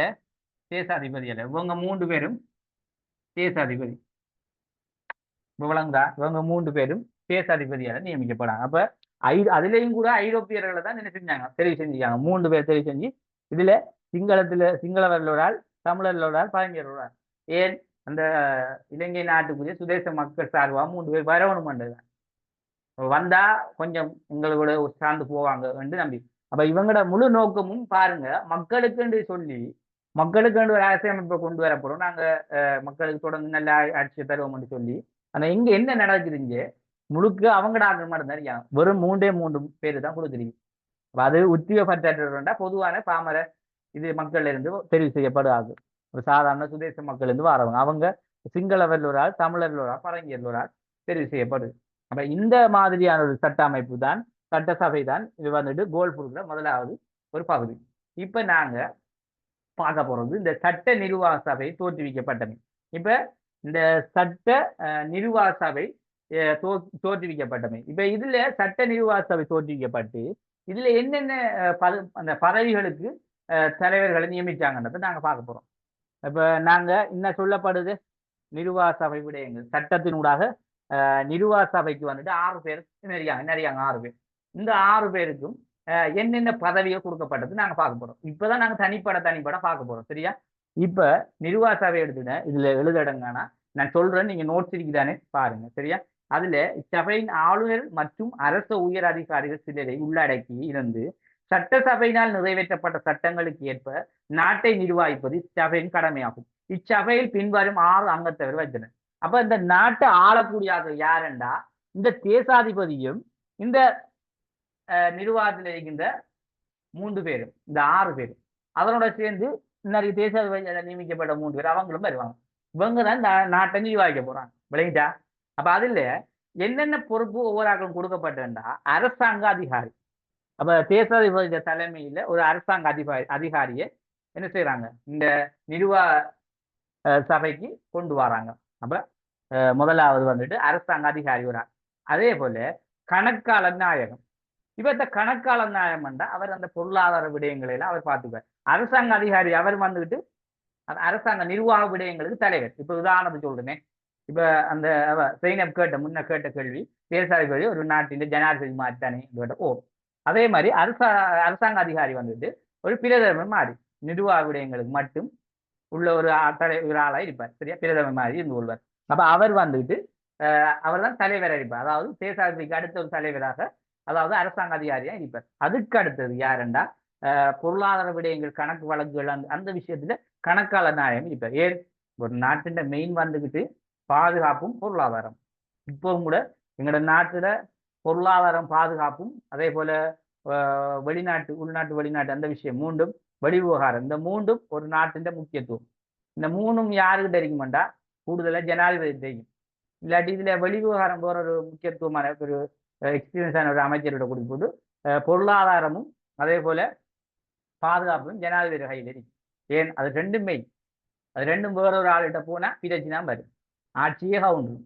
அதுக்காக அதை வச்சிருப்பான். அது மாதிரி தான் இப்ப கணக்காளர் நாயகம் ஒரு ஆள் இருப்பார். அதே போல தன அதிகாரி. இப்ப தன அதிகாரி என்ன பொதுவாக அவரை சொல்ற எப்படின்னா இந்த சட்டங்களுக்கு பொறுப்பான தலைவர். இப்ப இந்த சட்டம் மசோதா எல்லாம் நிறைவேற்றிருக்கிறானே அதுக்கு ஒரு தலைவர் மாதிரி இருப்பார்.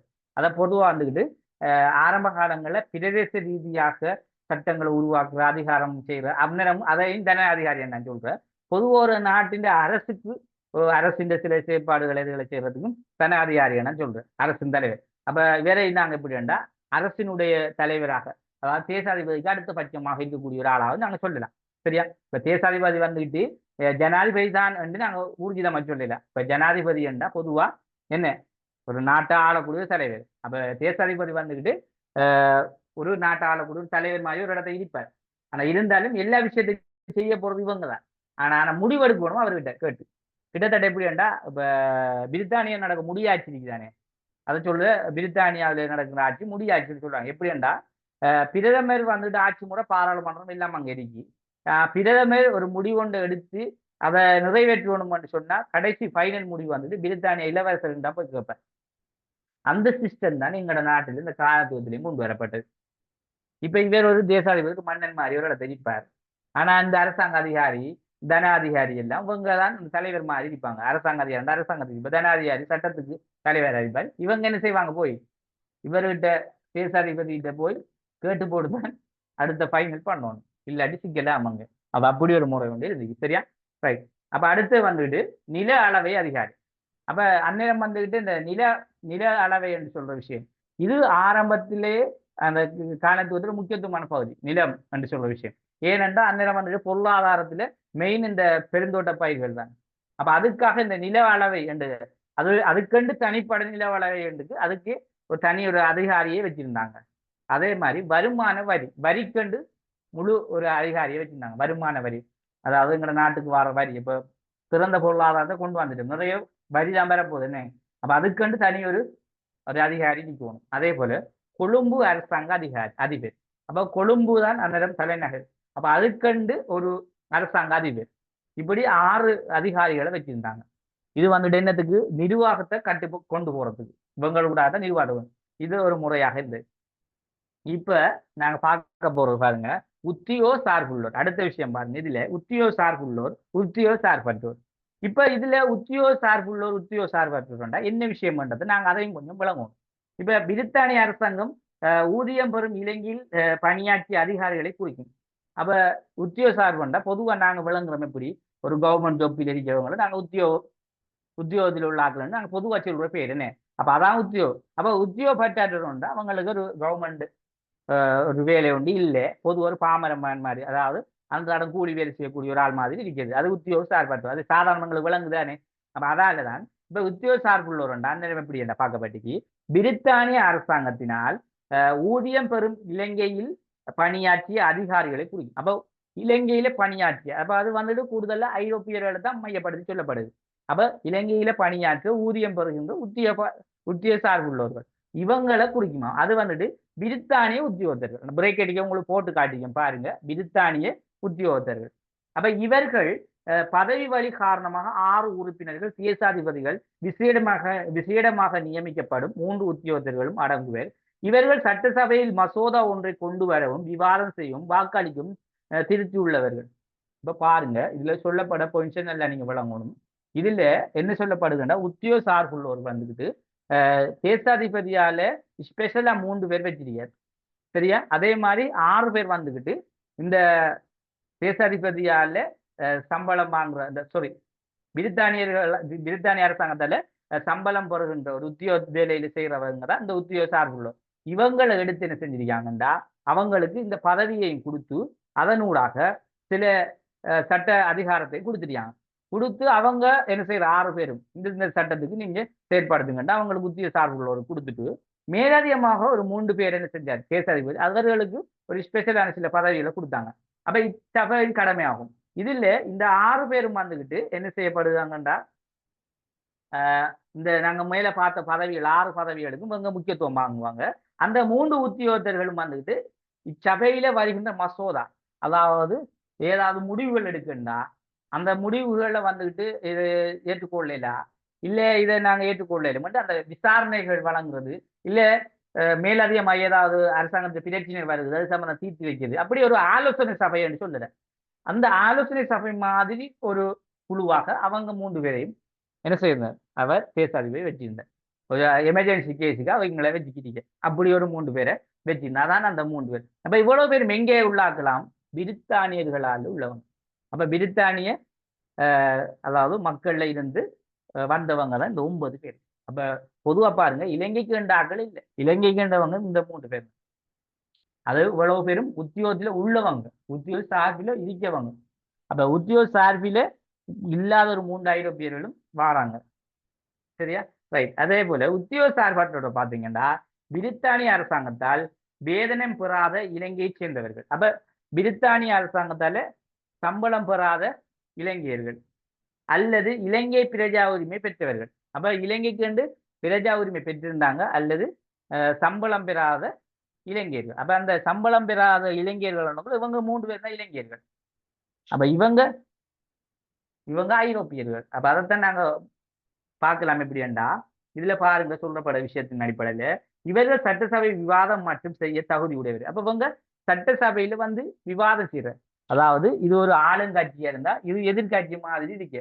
இப்ப எங்க நாட்டில நல்லா பழங்க சரியா ஆளுங்கட்சி இருக்க மாதிரி எதிர்கட்சி ஒன்று இருக்கும்.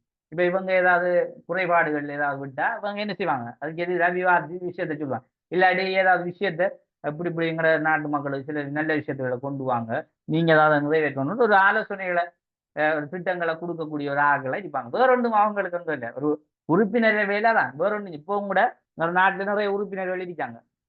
அவங்க என்ன, அவங்க போய் நிர்வாகிக்கலாமா? இல்லை. அந்த நிர்வாகத்துக்கு வந்து தலைவர் மாதிரி இருக்காங்க, மினிஸ்ட்ரிமார், அமைச்சர் மாதிரி இருக்காங்க. அப்ப அதால அவங்களால ஒன்றும் செய்யல. உத்தியோகத்தை சும்மா அப்படிதான் பார்லிமெண்ட் கூடக்குள்ள ஒளிமி நின்று சும்மா சத்தம் போட்டுக்கிட்டு மரத்தின் பயிரிக்க வேண்டிய போர் ஒன்றும் செய்யல. அதை அவங்க தான் நிறைவேற்றணும். யாரு? அமைச்சர்கள் மாதிரி தான் அந்த நிர்வாகத்தை செய்கிறவங்க தான் நிறைவேற்றணும். அப்ப இப்படி ஒரு நிலைமை. அப்ப இப்ப இதுல பாருங்க, இதுல சொல்லப்பட விஷயம் என்னன்னா, இவர்கள் அரசு உத்தியோகத்தராகவும் செய்யாதவர்களாக இருத்தல் வேண்டும் என விவாதிக்கப்பட்டதுடன் ஆங்கிலம் பேசக்கூடியவர்களாகவும் இலங்கையர்களாக இருத்தல் வேண்டும் என எதிர்பார்க்கப்பட்ட இன்னும் ஒரு விஷயத்தையும் பார்ப்போம். நீங்க இப்ப உத்தியோக பற்றற்றவராக இருந்தாலும் இன்னும் ஒரு விஷயம் என்னன்னா, இவங்களுக்கு ஆங்கிலம் பேச தெரியும். இப்ப இங்க இருக்கவங்க அது தமிழ் பேசக்கூடிய ஆக்கள, சிங்களம் பேசக்கூடிய ஆக்கள இல்லைன்னு, எல்லாருமே ஆங்கில மொழி பேசக்கூடியவர்கள். அதால அப்ப ஆங்கிலம் பேசக்கூடிய ஆக்களாக இருக்கணும் முதலாவது.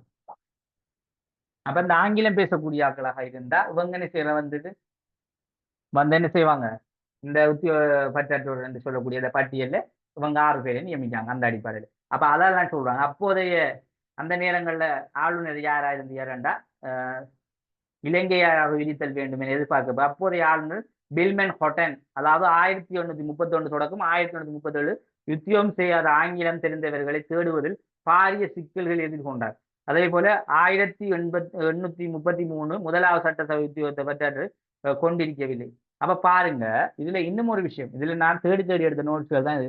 அதுல என்ன விஷயம் வேண்டா, இதுல சொல்லப்பட விஷயம் 1831 1837 வரைக்கும் இதுல வந்துட்டு ஆங்கிலம் பேச தெரிஞ்சாக்கள் யாரும் இல்லைன்னு சொல்றாங்க. இலங்கைக்கு சொந்தமானது இந்த 3 பேர்ல ஆங்கிலம் பேச தெரிஞ்சாங்க. ஏனென்றா அந்நேரம் வந்துட்டு கொஞ்சம் அப்பதான் ஆங்கில மொழி அறிமுகப்படுத்தப்படுது. அதால பெரும்பாலும் பேச தெரியாது. அதான் நான் என்ன செய்யறாங்கன்னா, ஆங்கிலம் பேசக்கூடிய எடுக்கிறதுக்காக முதல்ல என்ன செய்யறாங்க, 833 நாங்க சட்டசபையை கொண்டு வந்தாச்சு. அதான் இருந்தாலும் நாங்க இப்படியே வச்சு மெயின்டைன் பண்ணணும்ன்றதுக்காக ஒரு 33 ஒரு 4 ஆண்டுகள் தொடர்ந்து என்ன செய்யறாங்க, இவங்களை வச்சு மெயின்டைன் பண்றாங்க. அது பிறகு ஆங்கிலம் கற்றதுக்கு பிறகு தொடர்ந்து இது பண்ணிட்டு போறாங்க. அதால 1833 முதலாவது சட்டசபை உத்தியோக பற்றற்றவர்கள் கொண்டிருக்கவில்லை. அப்ப இந்த உத்தியோக பற்றற்றோர் கொண்டிருக்கவில்லையா. அப்ப அதுக்காக என்ன செஞ்சாங்கண்டா, இதுல ஆங்கிலம் தெரிஞ்சவர்களை தேடி எடுக்கக்கூடிய நிலைமை வந்துச்சு. அப்ப சிங்களவ தமிழர் பழங்கியர் வந்து சொல்லக்கூடியவங்க வந்துட்டு ஆரம்பத்துல வந்துட்டு இவங்க உத்தியோக பற்றற்றோர் என்ற விஷயத்த கொண்டு வரல, எடுக்கல. ஆனா உத்தியோக பற்றற்றோர் என்ற பேரை வச்சு என்ன உத்தியோக சார்பில் படித்தவங்களை தான் இதுல வச்சிருந்தாங்க, விளங்கிக்கணும். அப்ப இந்த சிங்கள தமிழ் பழங்கியர்லையும் சில படித்தவர்கள் இருந்தாங்க. அவங்களத்தை வச்சுதான் என்ன செஞ்சாங்க, உத்தியோகம் செய்யறவங்க வச்சுதான் பெஸ்ட்டுக்கு மெயின்டைன் பண்ணப்படுது. அது பிறகு 1837 பிறகுதான் திரும்ப கொஞ்சம் ஆட்கள் படிச்சது பிறகு திரும்ப புதுசா உத்தியோக பற்றவர்கள் கொண்டு வராங்க. இதுல நாங்க தெளிவறிக்கணும். சரியா? இப்ப அதுக்காக நாங்க 1830 டொனமுறை வந்துட்டு டொனமுறை பத்தி யாப்பிட வாரையிலே சரியா. இதுல வரப்போறது வந்து இதுல வார பகுதி வந்து கூடுதலா கோல்புருக்கு தான், இந்த சாரி டொனமுர் தான் வரும். கோல்புருக்கு இதுல பெருசா வார இல்லை. கோல்புருக்கு வந்துட்டு வாரண்டா பொதுவா எப்படி போடுவாங்கன்னா, கோல்புருக்குல அந்த ஆரம்ப காலத்துல நடந்த சும்மா ஒரு உடச்சி, அதாவது கோல்புருக்கையும் டொனமுறையும் பற்றி ரெண்டுக்கும் இடைப்பட்ட காலத்துல நடந்த சில அரசியல் மாற்றங்கள் என்று இப்படி உடைச்சி போடுவாங்க. ஒழிச்சு தனிப்பட போடுன்ற டொனமுறை போடுவாங்க, இல்லாட்டி சோல் பெரிய போடுவாங்க. ஏன்னா ரெண்டும் கொஞ்சம் அந்த ஆங்கிலேயரால் கொண்டு வரப்பட்டதுல கொஞ்சம் பெரிய யாப்பு, அதுல நிறைய விஷயங்கள் சொல்லப்படுது ரெண்டிலே. அதனாலதான் இதெல்லாம் வந்துட்டு கொஞ்சம் சும்மா இது ஆரம்பத்துல வந்தன்றதுக்காக நாங்கள் இதை பத்தி தெரிஞ்சுக்கோம். இதுக்கு இடையில வாரது குருமக்கலம், அதே போல மணிங் டிவென்சர் மணிங், அதெல்லாம் அந்த அளவுக்கு பெருசா தேவையில்லை. சரியா? ஏனென்றா அதெல்லாம் வந்துட்டு அந்த இடையில வந்தது, அதுக்கு நாங்கள் பெருசா ஏன்னா நாங்க முறையா படிக்கணும்ன்றதுக்காக இதுக்கு அடுத்து என்ன வந்த, ஏன் வந்த, என்ன குறைபாடு இதுல இருந்த, இந்த குறைபாட்டை தர அது வந்ததை நாங்க தெரிஞ்சு கொள்றதுக்காக அந்த முறையாக நாங்க அந்த யாப்ப அரசியலமைப்பு விளங்குறதுக்காகத்தான் நாங்க தொடர்ந்து அதை படிக்கணும். ஆனா கேள்விகள் சொல்லக்கூடாது, அதெல்லாம் என்சிக்கு பகுதியில் வரலாம், 2 விடையெழு பகுதியில் வரலாம். ஆனா பொதுவா வந்துட்டு 1833 சட்டசபை சட்ட நிறுவன சபை வந்துட்டு இந்த கோல்புருக்கு வந்துட்டு கேள்வி போட்டிருக்காங்க, உடைச்ச மாதிரி போடுவாங்க. இப்போ சோல்பெரியையும் இல்லாட்டி கோல்புருக்கையும் இல்லாட்டி டொனமுறையும் கோல்புரு அப்படி தொடர்படுத்தி போடுவாங்க. சரியா? இல்லாட்டி தனிப்படை இது வந்துட்டு எம்சிக்குள்ள இல்லாட்டி சிறுகுறிப்பில கோல்புருக்கு பற்றி ஆராய்ச்சி சும்மா சிறுகுறிப்பிலையும் போடலாம் அப்படின்னு போடுவாங்க. ஆனா நாங்க தெரிஞ்சு வச்சிருக்கணும். அப்ப இந்த அமைப்பில நாங்க இந்த விஷயத்தை தெரிஞ்சு வச்சுக்கோங்க. சரி, இதுல முதலாவது சட்டமன்ற கூட்டம் 1834ஆம் ஆண்டு மே மாதம் கூடியது. அப்ப 1834ஆம் ஆண்டு மே மாதம் கூடியதாக ஆதாரங்கள்ல அடிப்படையில் நாங்கள் எடுத்திருக்கோம். சரியா, 1834ஆம் ஆண்டு தான் முதலாவது சட்டமன்ற கூட்டம் இந்த கோல்ஃபுருக்கு ஆணைக்குழுவோட முதலாவது சட்டசபை கூட்டம் கூடியது என்று சொல்லப்படுது. இப்ப பாருங்க, முதலாக சட்டசபைக்கு தெரிவான ஒரு விவரம். இப்ப நாங்க இந்த சிங்களவர் தமிழர் கலைஞர் சார்பாக என்ன செஞ்சாங்க, சட்டசபைக்கு உறுப்பினர் தேர்ந்தெடுக்கப்பட்ட. இப்ப இதுல நாங்க யோசிக்கணும் என்னண்டா, யார் யாரு வந்திருப்பாங்க, யார் யார் அவங்க அந்த உள்ளார்கள் யார் அறிந்திருப்பாங்கண்டா, அதுலயும் இவங்க கொஞ்சம் இந்த சமூகத்துல கொஞ்சம் நல்ல பேருடைய நல்ல ஒரு நிலைமையில இருந்தவங்க. அவங்களும் கொஞ்சம் அறிவாற்றல்கள் கல்வி திறமையில கொஞ்சம் முன்னோடியா இருந்தவங்களா தான் அவங்க தான் இதில் தெரிவு செய்யப்பாங்க. அதுல சிங்களவர் சார்பாக ஜே.கே. விஜயகோன், சிங்களவர் சார்பாக ஜே.கே. விஜயகோன், அதே போல தமிழர் சார்பாக ஆறுமுக நாவலர். அப்ப ஆறுமுக நாவலர் தமிழர் சார்பாக, முஸ்லிம் சார்பாக எம்.சி. அப்துல் ரஹ்மான், அதே போல கண்டி சிங்களர் சார்பாக டி.பி. அந்நேரம் வந்துட்டு 2 சிங்களவர், கண்டி சிங்களவர் கரையோர சிங்களவர் ரெண்டு. பொதுவா வந்துட்டு சிங்களவர் என்னக்குள்ள ஜே.கே. விஜயத்துவங்க நாங்க எடுக்கலாம். ஆனா ஏனென்றா அதுல கரையோரம் சொல்றது கண்டி சிங்களவர் ரெண்டாம் அதிகம் வச்சிருவாங்க. இப்ப அந்த கண்டி சிங்களவர் என்று சொல்லக்கூடிய சார்பில் டி.பி. பானா போக்க என்று சொல்லக்கூடியவர் இருந்தார். சரியா, இது வந்துட்டு எங்களுக்கு மேலதிகமாக யார் யார் என்று தெரிகிறதுக்கு இதெல்லாம் அவசியம் இல்லை, தெரிஞ்சு கொள்றதுக்காக நாங்க ஆரம்ப சட்டசபை என்றதால நாங்க யாருன்னு அவங்களோட பேரை தெரிஞ்சு கொள்றதுக்காக நாங்க இதை போட்டிருக்கோம். சரியா, சரி, அடுத்த விஷயம் பாருங்க, இந்த முக்கிய சில திருத்தங்கள். இப்ப கோல்புருக்கு அரசியல் அமைப்பை கொண்டு வந்தாச்சு. இப்ப முதலாவது இது 834 கூடிச்சு. இப்ப என்ன செய்யறாங்கன்னா, இதுல சில திருத்தங்களும் கொண்டு வரப்பாரு. இப்ப யாப்பொண்ட கொண்டு வந்தா எடுத்த உடனே யாப்பு சரி என்றதை நாங்க எப்படி விளங்குறேனே. இப்ப மக்களுக்கு நாங்க கொண்டு வந்த விஷயம் சில இது பிடிக்காம விட்டுட்டேன்டா. அப்ப அது ஒரு வருஷம் 2 வருஷம் போகக்குள்ளதான் மக்களுக்கு நாங்க கொண்டு வந்த அரசியல் அமைப்பு பிடிக்குமா பிடிக்கலையா இந்த மாதிரின்றதை நாங்க விளங்கலாமே. அப்ப அதால இவங்க என்ன செய்யறாங்கன்னா, சில திருத்தங்கள் அடிப்படையில கொண்டு வந்தாங்க. முதலாவது 1848 சட்ட நிறுவன சபையில் அனுமதியின்றி குடியேற்ற நாட்டு காரியதர்சிகள் பொது நிதியை செலவிட முடியாதுன்னு மாற்றப்பட்டது. இப்ப முதலாவது விஷயம் எப்ப நடக்குதுண்டா 1848. ஏன் இதை கொண்டு வந்தாங்கண்டா, சட்ட நிறுவன சபை, இந்த சட்ட நிறுவன சபையின் அனுமதியின்றி அவங்கள அனுமதி தேவையில்லாம் குடியேற்ற நாட்டு காரியதர்சி, அந்த குடியேற்ற நாட்டு காரியதர்சியில பொது நிதியை செலவிட முடியாதென மாற்றம் அடைந்த. அப்ப அவங்களோட பொது நிதியை இந்த சட்டசபையை என்ன செய்யப்படா செலவிடக்கூடாது. யார குடியேற்ற நாட்ட காரியதர்சி. அப்ப குடியேற்ற நாட்டு காரியதர்சிக்குள்ள இதுல வந்துட்டு அந்த நாடு தழுவிய ரீதியில வர குடியேற்ற நாடு. அப்ப அவங்க வந்துட்டு ஆங்கிலேயர்ல இருந்து குடியேறி வந்தவங்க. அப்ப அந்த குடியேற்ற நாட்டு காரியதர்சி அவரை வந்துட்டு பொது நிதியை செலவிட முடியாதுன்னு மாற்றப்பட்டது. அப்ப இவர் வந்துட்டு என்ன செய்யப்படாண்டா, நம்மட சட்டசபை வந்துகிட்டு என்ன செய்யப்படாண்டா இவங்கட பொது நிதியை செலவிடக்கூடாது என்ற ஒரு சட்டத்தை கொண்டு வந்தாங்க. இப்ப இது வந்துகிட்டு ஏன் இந்த சீர்திருத்தத்தை கொண்டாந்தாங்கண்டா, இது வந்துட்டு அந்த நேரம் சரியான ஒரு யாப்பில நிறைய சிக்கல்கள் ஏற்பட்டது. இந்த யாப்பு தொடர்ந்து இருந்துக்கிட்டா இல்லை, அதுக்கு பிறகு சில யாப்புகள் என்ன செய்யுது மாற்றம். ஆனா இந்த யாப்பு தான் கொஞ்சம் கூடிய காலம் இருந்தான்னு நாங்க சொல்றோம். 1833 தொடங்கின யாப்பு கிட்டத்தட்ட 1910ஆம் ஆண்டு வரைக்கும் இந்த யாப்பு மிக நீண்ட கால ஒரு அரசியல் அமைப்பு இருந்தாலும் நிறைய குறைபாடுகளை கொண்ட ஒரு முறையாக இருந்தது. அப்ப நிறைய சீர்திருத்தங்கள் அதுல பொது நிதியை செலவிட முடியாது என்ற ஒரு மாற்றம் கொண்டு வந்தது முதலாவது விஷயம். அதே மாதிரி 1859 உத்தியோக சார்பற்ற உறுப்பினர்களுக்கு மசோதாக்களை கொண்டு வரும் அதிகாரம் வழங்கப்பட்டது. இப்ப இதுல உத்தியோக சார்பற்ற உறுப்பினர்கள் இப்ப இங்க சொல்லப்படுது மசோதா என்ற விஷயம் தேசாதிபதியால் நியமிக்கப்பட்ட 3 பேர் தான் என்ன செய்யணும், மசோதா ஒன்று வந்துட்டா அதை நியமிக்கிறது, அதே போல என்ன அதை அனுமதிக்குது. அதே போல அந்த மசோதா கொண்டு வர உரிமை யாருக்கு இருக்கும், இந்த நிர்வாக சபையில் இருக்கின்ற இந்த 6 பேருக்கு. அப்ப அதை வந்துகிட்டு நியமிக்க பொறுப்பு வாங்கட்டா பரிசீலனை செய்யற. சரியா, அப்ப இந்த நிர்வாக சபையால கொண்டு வரப்பட்ட மசோதாவை தேசாதிபதியால் நியமிக்கப்பட்ட 3 பேர் தான் என்ன செய்வாங்க, நிர்வாகி இந்த நியமிப்பு இந்த அதை பரிசீலனை செஞ்சு போட்டு திரும்ப இவரிட கொடுத்து இதை நீங்க ஏற்றுக்கொள்ளலாம்னு சொல்றேன். ஆனா அந்நேரம் என்ன செஞ்சாங்கண்டா 1859 இவங்களுக்கும் அனுமதி கொடுக்காங்க. எப்படின்னா இது கொஞ்சம் கொஞ்சமா மாறுது. இப்ப நாங்க நல்லா விளங்கி கொடும் பிள்ளைகள் 1833 இந்த பட்டியல் இருக்கு. எத்தனை மொத்தம் 16 பேர். ஆனா அது கொஞ்சம் கொஞ்சமாக படிப்படியா மாற்றம் அடைஞ்சு போகுது. இடைக்கிட ஒரு ஆள் கூடுற குறையுற அப்படி மாறி மாறி வரும். சரியா? அதுக்கு என்னன்னா நாங்க அந்த அளவுகளை இத்தினு தொடர்ந்து சொல்லல. அதுக்காக என்ன செய்றாங்க இந்த மாற்றங்கள். அதுக்குதான் இந்த முக்கிய சீர்திருத்தங்கள்டா திருத்தம் செஞ்சது. என்னென்னத்தை மாற்றி மாற்றி அமைச்சு வேண்டும். அதாவது இதை கொஞ்சம் நீங்க விளங்கினா என்னென்ன சீர்திருத்தங்கள்ன்றதை நீங்க விளங்கிடலாம். சரியா? இப்ப அதுக்காக நாங்க ஒவ்வொன்றுக்கும் ஒவ்வொரு அட்டவணை போட்டு இத்தனையாம் ஆண்டுல இங்க 4 பேர் மாறுங்க, இங்க 9 பேர் 10 பேரா மாறினான்னு சொல்லி காட்டு. அதுக்காக சில சீர்திருத்தங்களை கொண்டு வந்தாங்க. அதுல தான் 1859 இந்த உத்தியோகப்பற்றோர் இவங்க என்ன செஞ்சாங்கன்னா மசோதா இவங்க கொண்டு வர மாதிரி சட்டங்களை என்ன செய்யற இப்படிதான் மசோதான கூட ஒரு சட்டம் சம்பந்தமான சில விடயங்களை கொண்டு வருவாங்க. கொண்டு வந்தா அந்த சட்டம் கொண்டு வர சட்டத்தை இவங்களோட அனுமதியோட இவர் என்ன செய்வார் ஆதரிப்பார்.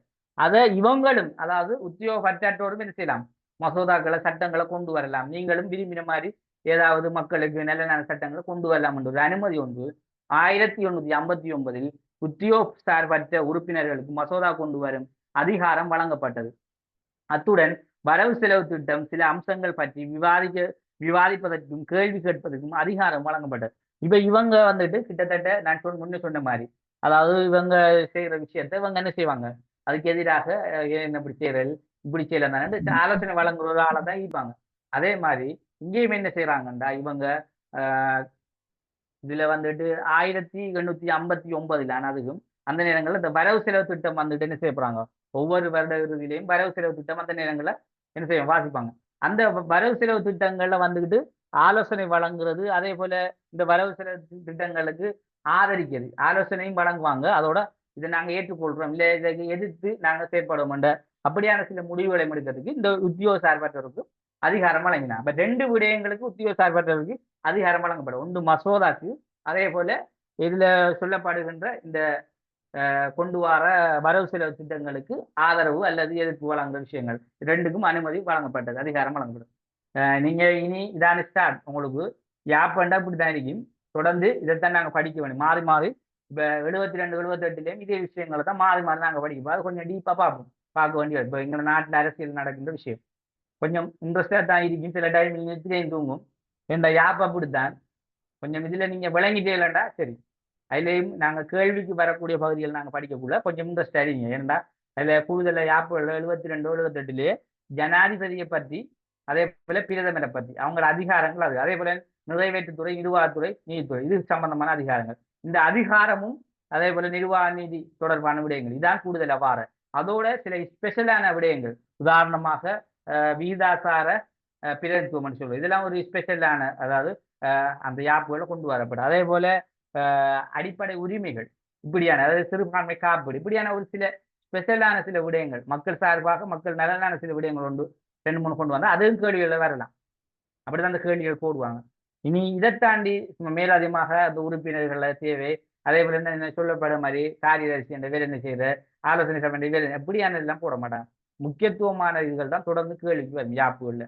அதாவது சட்ட ஒரு உதாரணமா ஜனாதிபதி இருந்தா பாராளுமன்ற உறுப்பினர் பிரதமராக இருந்தா அவர் அதிகாரம் எப்படி செய்யும். அதே போல அவர் அதிகாரத்துல இந்த அதிகாரம் வழங்கப்பட்டதுனாலே என்னென்ன மக்களுக்கு இதனூடாக பாதிப்புகள் ஏற்படுது இதுல குறைபாடுகள் என்ன இப்படியான கேள்வி தான் போடுவோம். சரியா? அப்ப அதால நாங்க தொடர்ந்து இதான் கொண்டினியூ வரப்போகுது. இப்ப இது வந்துட்டு 7வது யூனிட் வந்துட்டு டொனமுரோட முடிஞ்சாலும் அடுத்த 8வது சோல்பெரி 72 வரைக்கும் வரும். வந்த இடையிலே என்ன செய்யுது மாறுது. அதுல பொது கொள்கைகளும் ஜனநாயகம் என்ற விஷயம் பாரத்தால 2 இடையில சின்ன பிரேக் திருப்பி நாடுகள் மரங்களை 78 கொண்டினியூ. இனி வார பகுதியெல்லாம் கொஞ்சம் வந்து படிச்சா மட்டும்தான் வரும் இல்லாடி கஷ்டம். உங்களுக்கு ரெக்கார்டிங் நிற்கிறதால ஒரு அளவு பிரச்சனை இல்லை. இதே சமயம் லைவா இப்போ நேரடியாக போய் கிளாஸ்ல படிக்க உள்ளதுக்கு அதுவும் போல ஏறாது. ஏன் அவங்களுக்கு அடுத்த அன்றைக்கு அதை திரும்ப ஒரு தரம் படிக்கிறதுக்கு ரெக்கார்டிங் ஆகும் உங்களுக்கு மற்றவங்களுக்கு ஒன்றுமே இல்லை. அவரது விஷயமா அவரை மறந்து போயிட்டு. சரியா? Right okay. நாங்க சரி அடுத்த கிளாஸ்ல நாங்க இதுல சொல்லப்பட்ட 2வது சொல்லப்படுற விஷயத்தை நாங்க பார்ப்போம். இதுல கடைசி விஷயத்தையும் கொஞ்சம் பார்த்துட்டு முடிக்கும். சரியா? இந்த முக்கிய சீர்திருத்தங்களை இன்னும் ஒரு சீர்திருத்தம் கொண்டு வரப்பட்டது. அது என்னண்டா எங்களோட மக்கள் சார்பான சீர்திருத்தம் அதாவது இவங்களுக்குரிய எங்களோட இளைஞர் மக்களுக்கான விஷயம் சொல்லப்படுது. அதையும் கொஞ்சம் கேட்டுட்டு போங்க. 1889 சட்ட நிறுவன சபை அங்கத்தவர்கள் எண்ணிக்கை 17ஆக அதிகரிக்கப்படுது. இப்ப நீங்க ஒரு உதாரணம் உங்களுக்கு சொல்றேன். இப்ப இங்க 15 இருந்தது, 17ஆக மாறுது. இப்ப 1889. இப்படி ஒரு சில இடங்களை மாற்றம் பெறக்குள்ள நாங்க நோட்ஸ்ல தருவோம். அப்ப 1889ல 15 உறுப்பினர் 17ஆம் மாற்றம் பெற்றது. சரியா? அதோட இந்த மாற்றம் பெற்ற விஷயம் வந்துகிட்டு 2 அங்கத்தவர்கள் உத்தியோக சார்பற்றவர்கள். அப்ப இதுல 2 அங்கத்தவர்கள் யாருண்டா உத்தியோக சார்பற்றவர், அதாவது உத்தியோக சார்பு அற்றவர் என்றா உத்தியோகம் இல்லாதவங்க. அந்த அவங்களோட சார்பில 2 பேர் நியமிக்கப்படுறாங்க. அதுல 6 உறுப்பினர்கள், 8 உறுப்பினர்கள் மேல்நாட்டு சிங்களவர் உண்டு, முஸ்லிம் உண்டு. இப்ப பாருங்க, இந்த 6 உறுப்பினர்கள் 8 உறுப்பினர்களாம் மாற்றப்படுது.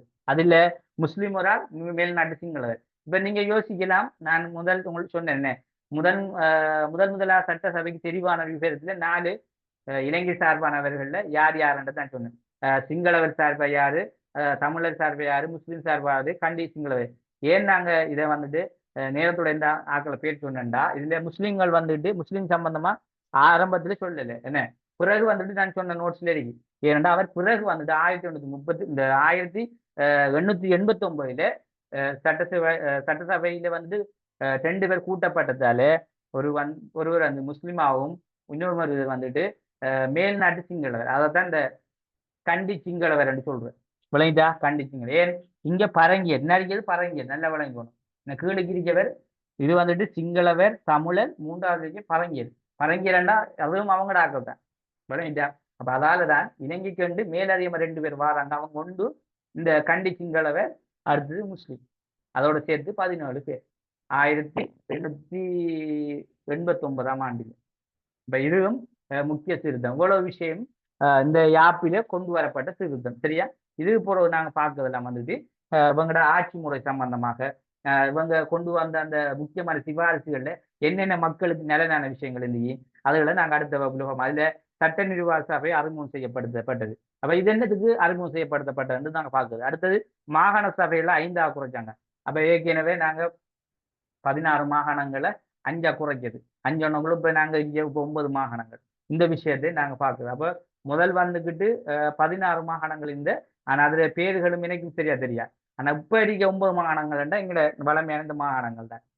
சரியா? அப்ப அந்நேரம் வந்துட்டு ஆரம்ப காலத்திலே 16 மாகாணங்களா இருந்துச்சு. சரியா? சில வேளை நம்ம மாவட்டங்களும் ஒரு சில நேரங்களும் மாகாணங்களா இருந்திருக்கலாம் அந்நேரம்.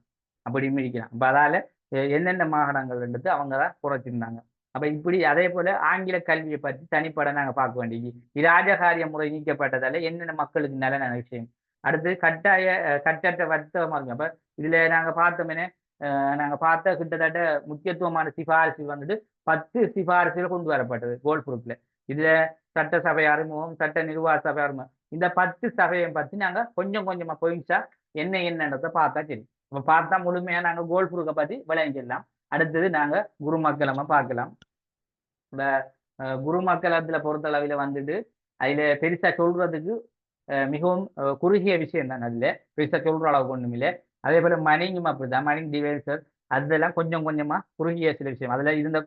இதுல இந்த குறைபாட்டை ஒரு நீக்குற ஒரு அரசியல் அமைப்பா தான் ஏனைய அந்த சில 3 குரு மக்களம் மணிங் டிவைசர் என்றது சரியா கொண்டு வரப்பட்டதை நாங்க பார்க்கலாம்.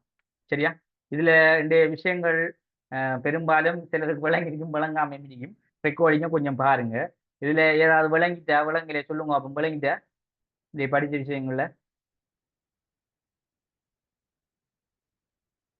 கிளியர் எல்லாருக்கும்.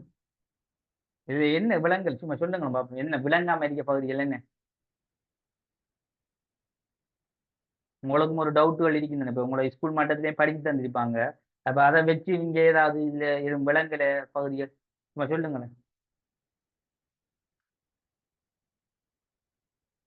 இப்ப கிளியர். அப்ப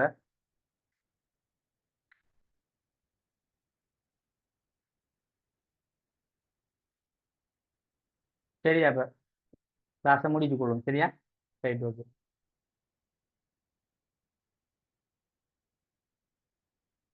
சரி, அனைவருக்கும் தேங்க்யூ வெரி மச். நன்றி.